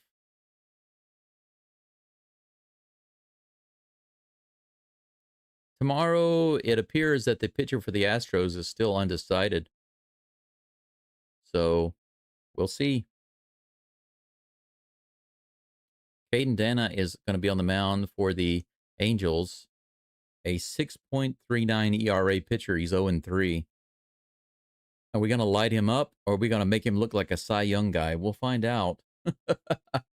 You can see right here on the screen, 6.39 ERA.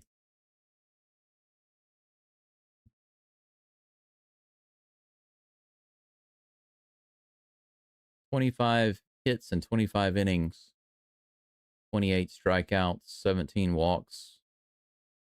What will the Astros do tomorrow? It's a coin toss. It is literally a coin toss. We will have to wait and see. Let me take one last look at the live chat, and then I've got to get out of here. I've got a friend that should be coming by to visit in just a little bit. I thank you all for being here. My early super chats, thank you so much. They came in early. The Astros scored early. And then the runs stopped, and so did the donations. So it's like the Astros were propped up by the donations, but then they were like, they got greedy. The Astros got greedy. They wanted more. Are going to do. But as long as one of those gets swept and the Astros can win, the next 2 will be in, just barely. I mean, it doesn't get any closer than this. Doesn't get any closer to this. Not until tomorrow. Now, if let's say that the Tigers lose or the Guardians lose, but the other team wins, so we have got one team remaining that could be swept, and the Astros win tomorrow, it doesn't get any closer than that. That's as close as the Astros could possibly come. But I hope it doesn't come down to that. Hopefully both the Tigers and the Guardians will lose tomorrow, and the Astros will win, and then we'll have better odds at getting into the wild card, but we'll sweep. Hopefully, yeah, that's right, Jesse. The Gardindians get swept by the Strangers. We'll see. Did we get to 100 likes on the live stream? Let me take a quick look before I'm out of here. We came 5 short. 5 likes short of getting to 100. Still got a few people hanging around, about 55. If you have not liked the live stream, I'd appreciate you doing that right now and try to get me to triple digits. But I think that's pretty much it. That's all I have to say today. I'm not going to sit around and dwell on it or cry about it or anything. There's no reason to be upset. This is how the season's gone for the Astros. You know, they've been so completely bipolar all season, especially since the beginning of August, you know.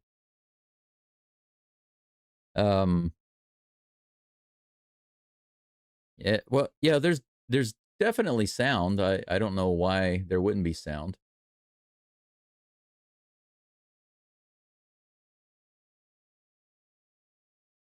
If there's no sound suddenly, maybe there's some other reason for it. Because I've got the sound showing here and it's playing on my YouTube. If I bring it up on YouTube, I can hear the sound fine. So if you're not hearing sound, Jesse, it's on your end, not mine, because everything here is working. And I've also got a monitor for YouTube, and I just checked it, and the sound is working. So, but anyway, that's it for today. That's all. That's all I can stands, and I can't stands no more. Thank you so much, especially for my donors. I appreciate you supporting me in the channel and what I'm doing here. I hope you all have a good morning, good afternoon, or good evening, wherever you are. Get some good rest. Forget about this game. Let's look forward to tomorrow. It's not over yet. Every day we get a centimeter closer to the final result of this season. But much love to you all. I will leave you with just go STROS. Hey, Glenn, I see your comment there. Maybe I'll send you a message. But until tomorrow's, I will see you then. Bye for now.